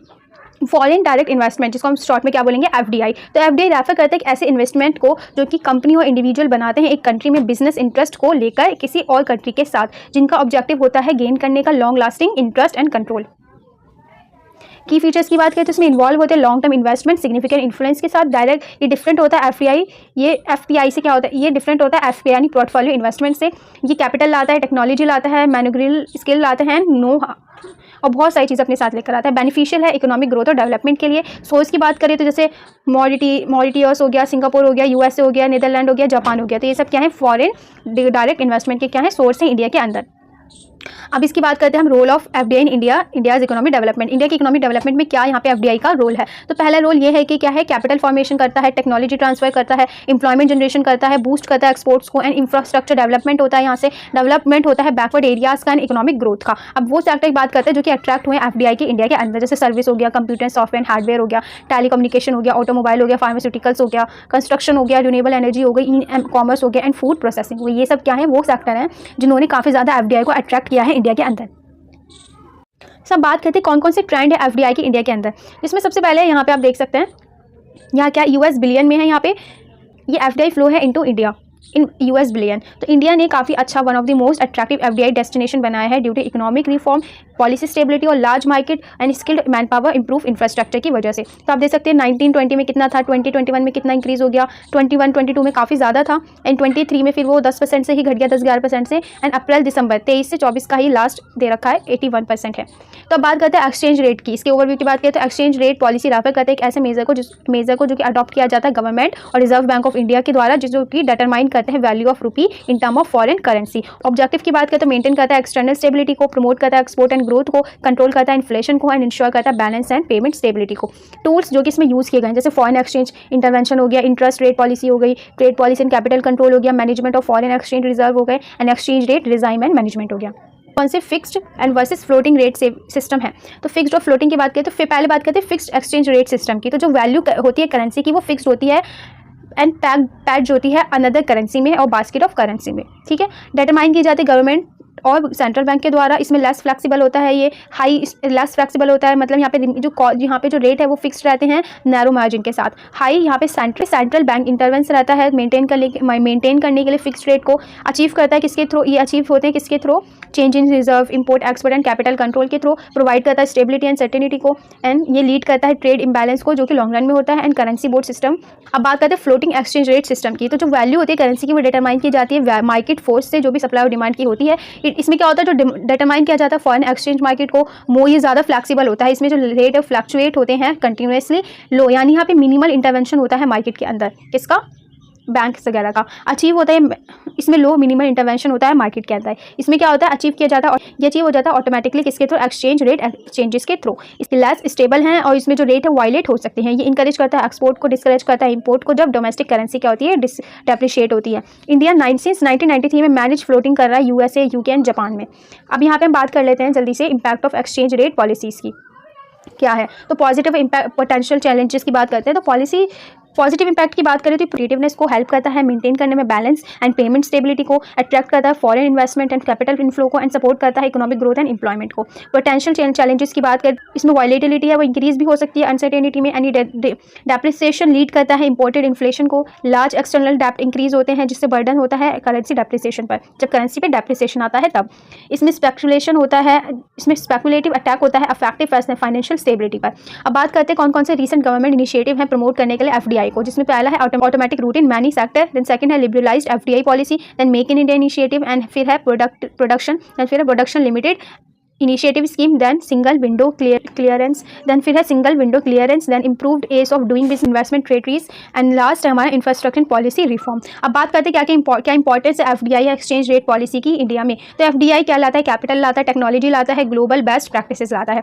एक्सचेंज रेट पॉलिसीज क्या करती है? हेल्प करती है मेंटेन करने में एक्सटर्नल सेक्टर स्टेबिलिटी को, दोनों ही कंट्रीब्यूट करते हैं sustainable economic growth and development को। ये हेल्प करते हैं जॉब क्रिएशन में, पॉवर्टी रिडक्शन में, इंप्रूव करने में इंप्रूव करने में लिविंग स्टैंडर्ड को एंड वो ग्लोबल बेस्ट प्रैक्टिसेस को। एक्सचेंज रेट क्या करता है? पॉलिसी में हेल्प करता है मेंटेन करने में एक्सटर्नल सेक्टर स्टेबिलिटी को, दोनों ही कंट्रीब्यूट करते हैं sustainable growth and development and help करते हैं जॉब क्रिएशन में, पॉवर्टी रिडक्शन में, इंप्रूव करने में लिविंग स्टैंडर्ड्स को। ये क्या करते हैं? इंडिया को और भी ज़्यादा, इंडिया की जो पोजीशन है ग्लोबल इकोनॉमी उसको और भी ज़्यादा स्ट्रॉन्ग बनाते हैं, उसे और भी ज़्यादा ताकतवर बनाते हैं। तो आई होप कि आपको ये आंसर बहुत अच्छे से समझ में आ गया होगा। 14 क्वेश्चन है, explain the role of WTO world trade organisation global economy में एंड क्रिटिकली एग्जामाइन करें कि क्या इंपैक्ट होगा globalisation and international trade policy का इंडियन इकोनॉमी पर। तो चलिए WTO से स्टार्ट करते हैं। तो वर्ल्ड ट्रेड ऑर्गेनाइजेशन एक इंटरनेशनल ऑर्गेनाइजेशन है जो कि रेगुलेट करता है ग्लोबल ट्रेड को और इंश्योर करता है smooth, fair and free movement of goods, services and intellectual property का। अब बात करते हैं इसके फीचर्स की। तो स्टैब्लिश हुआ था 1 जनवरी 1995 को, जिसका हेड क्वार्टर जेनेवा स्विट्जरलैंड में। एग्रीमेंट ऑन टैरिफ एंड इसमें जो सक्सेसर है वो general agreement on tariff and trade पर 1947 में हुआ था। ये प्रोवाइड करता है प्लेटफॉर्म नेगोशिएशन ट्रेड एग्रीमेंट के लिए। ये सेटल्स करता है ट्रेड डिस्प्यूट्स को किसके बीच में? मेंबर कंट्रीज के बीच में। ये मॉनिटर करता है नेशनल ट्रेड पॉलिसी को, प्रमोट करता है ट्रांसपेरेंसी को एंड ये प्रमोट करता है sustainable development and welfare of the people को। अब इसकी बात कर लेते हैं WTO के क्या क्या प्रिंसिपल हैं यहाँ पे। तो WTO के पहला प्रिंसिपल ही नॉन डिस्क्रिमिनेशन है। यहाँ पे मोस्ट फेवरेबल नेशन ट्रीटमेंट जो है यहाँ पे नहीं दिया जाता। यहाँ पे क्या है? फ्री एंड फेयर ट्रेड है, ट्रांसपेरेंसी है, प्रेडिक्टेबिलिटी है एंड स्पेशल डिफरेंशियल ट्रीटमेंट दिया जाता है डेवलपिंग कंट्रीज को। अब बात करते हैं रोल क्या है WTO का ग्लोबल इकोनॉमी में। ये प्रमोट करता है फ्री ट्रेड को, प्रोवाइड करता है रूरल बेस्ड सिस्टम को, डिस्प्यूट करता है सेटलमेंट मैकेनिज्म को एंड इंकरेज करता है इकोनॉमिक ग्रोथ को एंड सपोर्ट करता है डेवलपिंग कंट्रीज को एंड स्टैंडर्ड ये सेटिंग्स को, स्टैंडर्ड सेटिंग यानी जो भी इंटरनेशनल स्टैंडर्ड होते हैं गुड सर्विसेज के, इंटेलेक्चुअल प्रॉपर्टी को, उन सबको ये सेट करता है। अब उनको से ग्लोबलाइजेशन यानी कॉन्सेप्ट क्या है, चैनल क्या है। अच्छा, ग्लोबलाइजेशन रेफर करता है इंक्रीजिंग इंटीग्रेशन को एंड इंटरडिपेंडेंस को, इकोनॉमीज, सोसाइटी एंड कल्चरल में किसके through? Movement of goods, service, capital, technology, information, people across border. इसके की चैनल की बात करें तो इंटरनेशनल ट्रेड जो है वो गुड्स एंड सर्विसेज में, foreign trade, investment and capital flow इसमें होता है, टेक्नोलॉजिकल एडवांसमेंट, डिजिटल कनेक्टिविटी होती है, लिबरलाइजेशन होता है मार्केट्स एंड डिरेगुलेशंस का, मार्केट एंड डिरेगुलेशंस का एंड यहाँ पे मूवमेंट होती है पीपल की एंड आइडिया की, ग्लोबल सप्लाई चेन होती है एक तरीके से ये। अब बात करते हैं क्या क्या इंपैक्ट है ग्लोबलाइजेशन का इंडियन इकोनॉमी पे। पॉजिटिव इंपैक्ट भी है और नेगेटिव या फिर चैलेंजेस भी इसको कह सकते हैं। तो बात करते हैं इसमें हाई इकोनॉमिक ग्रोथ है, GDP मिलती है, इंक्रीज करता है एक्सपोर्ट एंड इंटीग्रेशन को, ग्लोबल इकोनॉमी के साथ अट्रैक्ट करता है FDI एंड एडवांस टेक्नोलॉजी को एंड ग्रेटर कंपटीशन को लीड करता है इंप्रूवमेंट के लिए एफिशिएंसी और क्वालिटी के साथ। एक्सपेंशन ऑफ सर्विसेज सेक्टर जैसे IT हो गई, BPO, फाइनेंस एक्सेट्रा। ज़्यादा ये मोर एम्प्लॉयमेंट अपॉर्चुनिटी ऑर्गेनाइज की जाती है, ज़्यादा इंप्लॉयमेंट अपॉर्चुनिटी ऑर्गेनाइज की जाती है सेक्टर में। एक्सेस करता है लॉन्गर मार्केट में, बेटर कंज्यूमर चॉइस के लिए। नेगेटिव इंपैक्ट और चैलेंजेस की बात करें तो ये क्या है? इनकम एंड ओरिजिनल इनइक्वालिटीज होती हैं, इसमें जॉब लॉसेज होती हैं कुछ इंडस्ट्रीज में, ग्लोबल कॉम्पिटिशन की वजह से वर्नेबिलिटी होती है यहाँ पे, global economic shocks and crisis की वजह से इम्पैक्ट पड़ता है agriculture, small and scale industries की वजह से। एंड यहाँ पे cultural homogenisation and loss of local identity होता है, इन्वायरमेंटल डिग्रेडेशन होता है, ओवर एक्सप्लॉयटेशन ऑफ रिसोर्सेज। अब बात करते हैं international trade policy of India. India की इंटरनेशनल ट्रेड पॉलिसी क्या है? तो इंडिया की इंटरनेशनल ट्रेड पॉलिसी का एम है प्रमोट करना, एक्सपोर्ट करना, मैनेज करना, इंपोर्ट करना, इंश्योर करना फेयर ट्रेड को एंड प्रोटेक्ट करना डोमेस्टिक इंटरेस्ट को। जिसमें पहला आता है एक्सपोर्ट प्रमोशन होना, इंपोर्ट पॉलिसी बनाना, ट्रेड लिबरलाइजेशन करना and exchange trade policy banana, trade agreements banana, import export infrastructure को स्ट्रॉन्ग बनाना और उसको क्या करना? फैसिलिटेट करना। अब बात करते हैं इसके क्या क्या इंपैक्ट पड़ते हैं इंटरनेशनल ट्रेड पॉलिसी की इंडियन इकोनॉमी पे। इसमें पॉजिटिव और नेगेटिव या फिर चैलेंजेस भी हैं। तो पॉजिटिव की बात करें तो इंक्रीज करता है export of foreign exchange earning को, डाइवर्सिफिकेशन होता है यहाँ पे एक्सपोर्ट बास्केट एंड मार्केट का एंड बूस्ट होता है इंडस्ट्रियल ग्रोथ और कॉम्पिटिटिवनेस एंड ये इंटीग्रेट करता है ग्लोबल वैल्यू चेन्स को एंड इंप्रूव करता है बैलेंस ऑफ पेमेंट को लॉन्ग रन में एंड डेवलप करता है इंफ्रास्ट्रक्चर और ट्रेड फैसिलिटेशंस को। चैलेंजेस की बात करें तो ट्रेड डेफिसिट जो है यहाँ पे ट्रेड डेफिसिट होता है ड्यू टू हाई इंपोर्ट्स की वजह से, सेंसिटिविटी होती है global commodity and price in fluctuate होते हैं यहाँ पे, डोमेस्टिक इंडस्ट्रीज जो है वो फेस करती हैं ग्लोबल कॉम्पिटिशन को, ऑन टैरिफ बैरियर्स होते हैं जो कि किसकी तरफ से होते हैं? ऐसी पॉलिसीज होती हैं जो कि दूसरी कंट्रीज बनाती हैं। नीड फॉर यहाँ पे ज़रूरत है कंटिन्यूस पॉलिसी को रिफॉर्म और अपग्रेड करने की। अब 7th में बात करते हैं हम India and WTO benefits and challenges, India और वर्ल्ड ट्रेड ऑर्गेनाइजेशन की। तो benefit of world trade organisation membership, तो ये यहाँ पे क्या है, बेटर मार्केट एक्सेस करती है, एक्सेस मिलता है इंडियन गुड्स एंड सर्विसेज को, एंड प्रोटेक्शन मिलती है against unfair trade and practices की। डिस्प्यूट सेटलमेंट होती है, मैकेनिज्म इंश्योर करता है जिसमें फेयर सेटल ट्रीटमेंट को, एंड यहाँ पे इंकरेज किया जाता है पॉलिसी रिफॉर्म एंड ट्रांसपेरेंसी को, एंड यहाँ पे सपोर्ट किया जाता है एक्सपोर्ट ग्रोथ को, स्पेशली एग्रीकल्चरल सर्विस को। चैलेंजेस क्या आते हैं इंडिया के अंदर, ये क्या है, स्ट्रिक्ट रूल है जो कि रिड्यूस करता है पॉलिसी ऑटोनॉमी को, प्रेशर डालता है रिड्यूस करने पर सब्सिडीज एग्रीकल्चर पब्लिक डिस्ट्रीब्यूशन पर। TRIPS एग्रीमेंट क्या है, अफेक्ट करता है एक्सेस को अफोर्डेबल मेडिसिन के लिए, यानी डेवलप करता है कंट्रीज में डोमिनेंस नेगोशिएशंस को, एंड बहुत ज़्यादा नीड है बैलेंस करने की ग्लोबल कमिटीज़ को नेशनल इंटरेस्ट के साथ। अब बात करते हैं यहाँ पे India's approach for future, India की क्या अप्रोच है फ्यूचर के लिए। तो ये क्या करता है, इंडिया को डोमेस्टिक मैन्युफैक्चरिंग और इनोवेशंस के लिए और भी ज़्यादा स्ट्रॉन्ग बनाता है, एंड ये क्या करता है, यहाँ पे एक्सपोर्ट जो है और जो प्रोडक्ट की क्वालिटी उसको इंप्रूव किया जाता है, नेगोशिएट किया जाए, यहाँ पे नेगोशिएबल ट्रेड फेयर होता है, एंड यहाँ पे प्रोटेक्ट किया जाता है जो भी सेक्टर होते हैं और जो स्मॉल प्रोड्यूसर होते हैं उनको, एंड यहाँ पे जो प्रमोट किया जाता है सस्टेनेबिलिटी को एंड इंक्लूसिव ग्लोबलाइजेशन को, एंड इन्हेंस किया जाता है इंफ्रास्ट्रक्चर को, स्किल्स को, टेक्नोलॉजी अपग्रेडेशन को। अब बात करते हैं fixed versus floating exchange rate system को। तो फिक्स्ड वर्सेस मैंने आपको ऊपर समझा दिया था, आप इसको पढ़ लेना। अब चलते हैं लास्ट क्वेश्चन की तरफ। ये इस वीडियो का लास्ट क्वेश्चन है, एंड आई होप कि आप लोगों ने वीडियो को बिना स्किप किए देखा होगा, क्योंकि हर एक टॉपिक, हर एक क्वेश्चन के अंदर जितने भी टॉपिक्स हैं वो सारे इंपॉर्टेंट हैं आपके एग्जाम पॉइंट ऑफ व्यू से। तो इसलिए मैं कह रही हूँ कि आप वीडियो को स्किप ना करें और सारे इंपॉर्टेंट टॉपिक्स को अच्छे से समझें। एंड आई होप कि आपने चैनल को भी सब्सक्राइब कर दिया होगा, क्योंकि इस एक सिंगल वीडियो को बनाने में मुझे पूरे 3 आवर्स लग चुके हैं इसको रिकॉर्ड करने में। एंड आई होप कि आप भी मेरे एफर्ट्स को समझो, जो मेरा टारगेट है 1K सब्सक्राइबर का, उसको पूरा करने में मेरी हेल्प करें। एंड अपकमिंग एग्जाम्स के लिए भी मैं इंपॉर्टेंट वीडियोस अपलोड करती रहूँगी। अब लास्ट क्वेश्चन की तरफ बढ़ते हैं। लास्ट क्वेश्चन है discuss the concept of sustainable development. Discuss करना है यहाँ पे concept of sustainable development and regional imbalance and inclusive growth को, एंड इवैल्यूएट करना है रोल ऑफ नीति आयोग जो कि प्रमोट करता है balance and sustainable economic development in India. यहाँ पे कंसेप्ट के साथ स्टार्ट करते हैं हम। तो सस्टेनेबल डेवलपमेंट एक ऐसी डेवलपमेंट होती है जिसमें हमारी जो प्रेजेंट नीड, जनरेशन की नीड है वो भी पूरी हो जाए, फुलफिल हो जाए, और जो फ्यूचर जनरेशन है उनकी जो भी नीड्स होंगी उसको पूरा करने में उन्हें भी कोई कॉम्प्रोमाइज़ ना करना पड़े, इस तरीके से रिसोर्सेज का यूज़ किया जाए, तो वो क्या होता है, सस्टेनेबल डेवलपमेंट होता है। ये इंटीग्रेट करता है इकोनॉमिक ग्रोथ को, सोशल इक्विटी को, इन्वायरमेंटल प्रोटेक्शन को। अब बात करते हैं इसके की एलिमेंट की, जिसके 3 पिलर्स भी इसको कहा जाता है।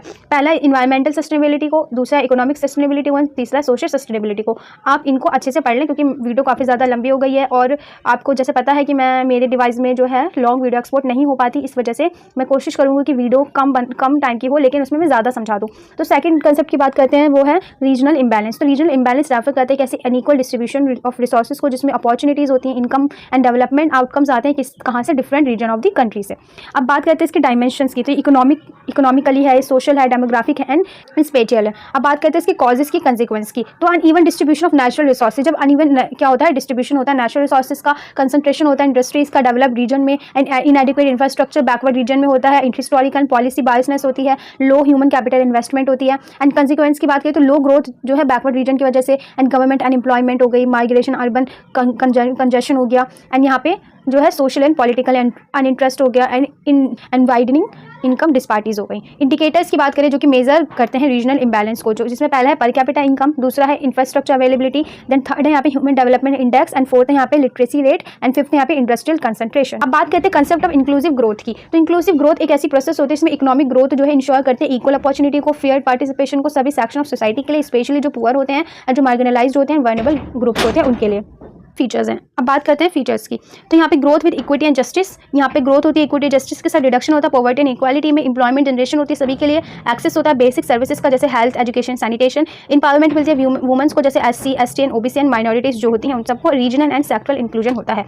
अब जब बात करते हैं क्या है, ब्रॉड बेसिंग इकोनॉमिक ग्रोथ है, क्रिएट करता है प्रोडक्टिव एम्प्लॉयमेंट को, इन्हांस करता है ह्यूमन कैपेबिलिटी को, इंश्योर करता है ये सोशल प्रोटेक्शन को, एंड सस्टेनेबल है ये पार्टिसिपेशनरी डेवलपमेंट के लिए। अब इसके पिलर्स की बात करें इंक्लूसिव ग्रोथ की, तो क्या है, economic opportunity, social inclusion, human capital development, financial inclusion, and good governance and institutions. अब बात करते हैं NITI Aayog, national institute for transforming India, वो जो कि इस्टेब्लिश हुआ था 1 जनवरी 2015 को रिप्लेस करके प्लानिंग कमीशन को। इसका विजन क्या था कि इसका विजन था कि पॉलिसी थिंग्स के बारे में सोचेगा, गवर्नमेंट को बताएगा, एंड प्रोवाइड करेगा स्ट्रैटेजी को एंड टेक्निकल इनपुट्स को इंक्लूसिव और सस्टेनेबल ग्रोथ के लिए। अब इसके मैंडेट्स की बात करें तो क्या करता है, बॉटम अप अप्रोचेज हैं, एविडेंस बेस्ड इसमें पॉलिसी मेकिंग होती है, लॉन्ग टर्म इसमें पर्सपेक्टिव होता है, एंड मॉनिटरिंग एंड इवैल्यूएशन किया जाता है। अब की फीचर्स की बात करें तो think tank of government of India. ये क्या है, गवर्नमेंट ऑफ इंडिया के सोचने का पूरा क्या है, पूरा भंडार है, ये समझ लीजिए एक तरीके से आप। प्रमोट करता है कॉर्पोरेटिव और कॉम्पिटेटिव फेडरलिज्म को एंड इम्प्रूव, एंड ये इसमें इन्वॉल्व है स्टेट, एंड इसमें state as a partner involve होती हैं। फोकस करता है इनोवेशन टेक्नोलॉजी पर। सस्टेनेबल डेवलपमेंट गोल्स इसमें इंटीग्रेशन किए जाते हैं। मॉनिटरिंग होती है किसके through, sustainable development growth India index के थ्रू। अब इसके पॉइंट्स की बात करें तो रोल क्या है यहाँ पे नीति आयोग का, प्रमोट करने में बैलेंस एंड सस्टेनेबल डेवलपमेंट को, जिसमें सबसे पहले ही प्रमोट करता है बैलेंस, ये प्रमोट करता है इंक्लूसिव ग्रोथ को, स्ट्रेंथिंग करता है कॉर्पोरेटिव फेडरलिज्म को and policy innovation and capacity building को, मॉनिटरिंग करता है इवोल्यूशन को। अब बात करते हैं NITI Aayog versus planning commission की, तो इसमें इसके क्या है डिफरेंसेस को दिया गया है। तो पहले बात करते हैं प्लानिंग कमीशन जो 1950 से 2014 तक चला था, और नीति आयोग जो 2015 से स्टार्ट हुआ अब तक चलता आ रहा है। तो प्लानिंग कमीशन क्या था, सेंट्रलाइज्ड बॉडी थी जो टॉप डाउन डायरेक्टिव था इसका, एंड फोकस था plan formulation and resources allocation पर। एंड मेंबरशिप की बात करें इसमें सिर्फ यूनियन गवर्नमेंट की मेंबरशिप थी। फ्लेक्सिबिलिटी की बात करें तो ये 5 ईयर प्लान पे था, एंड ये इसका रोल क्या था, लिमिटेड रोल था इसका। स्टेट रोल की बात करें तो इसका लिमिटेड था। रूल्स की बात करें तो यहाँ पे प्लान डॉक्यूमेंट्स को प्लान किया जाता था। नीति आयोग की बात करें तो ये think tank and advisory body है, कंसल्टेटिव है, बॉटम अप कंसल्टेटिव है। पॉलिसी थिंक टैंक है, ये स्ट्रैटेजी एंड कॉर्पोरेशन के लिए central state and expert stakeholder सबकी इसमें मेंबरशिप होती है। एंड ये flexible long term and perspective है। इक्वल इसमें पार्टनर्स होते हैं डिसीजन मेकिंग के लिए, एंड डेटा एनालिटिक्स हो गया, एसडीजी इंडेक्स हो गया, रियल टाइम मॉनिटरिंग हो गया, ये सारे इसमें टूल्स यूज़ किए जाते हैं। अब बात करते हैं अचीवमेंट ऑफ नीति आयोग। से पहले एसडीजी इंडिया इंडेक्स, दूसरा है एस्पिरेशनल डिस्ट्रिक्ट प्रोग्राम, एंड फिर है अटल इनोवेशन मिशन हो गया, then agriculture reforms and doubling farming हो गया, एंड फिर है कॉर्पोरेटिव फेडरलिज्म हो गया, एंड नेक्स्ट है promoting of theme like digital India, skill India, make in India, startup India, ये सब। एंड पॉलिसी पेपर जो है health, education, water, energy, environment and employment के, ये सब इसमें किए जाते हैं। अब बात करते हैं इसी चैलेंजेस की, तो बस ये लास्ट टॉपिक है, फिर आपका वन शॉट कंप्लीट हो जाएगा। आई होप कि आप इस वीडियो को काफ़ी सपोर्ट करोगे, एंड जो मेरा टारगेट है उसको कंप्लीट करने में मेरी हेल्प करोगे, जैसे कि मैं अब आपके एग्जाम में हेल्प कर रही हूँ, तो हेल्प के बदले में सिर्फ आपसे हेल्प चाह रही हूँ, ठीक है। मैं यहाँ पे परचेस वगैरह कुछ नहीं कर रही हूँ नोट्स को, सिर्फ मुझे ये चाहिए कि मेरी ऑडियंस बने और मेरे साथ ज़्यादा से ज़्यादा स्टूडेंट्स जुड़े, ताकि पेपर टाइम पर मैं उनकी हेल्प कर सकूँ। और जितनी एंड इसका फ्री पीडीएफ की एक्सेस अगर आपको चाहिए तो आपको हमारे टेलीग्राम चैनल को ज्वाइन करना है, वहाँ पे आपको ये मिल जाएगा।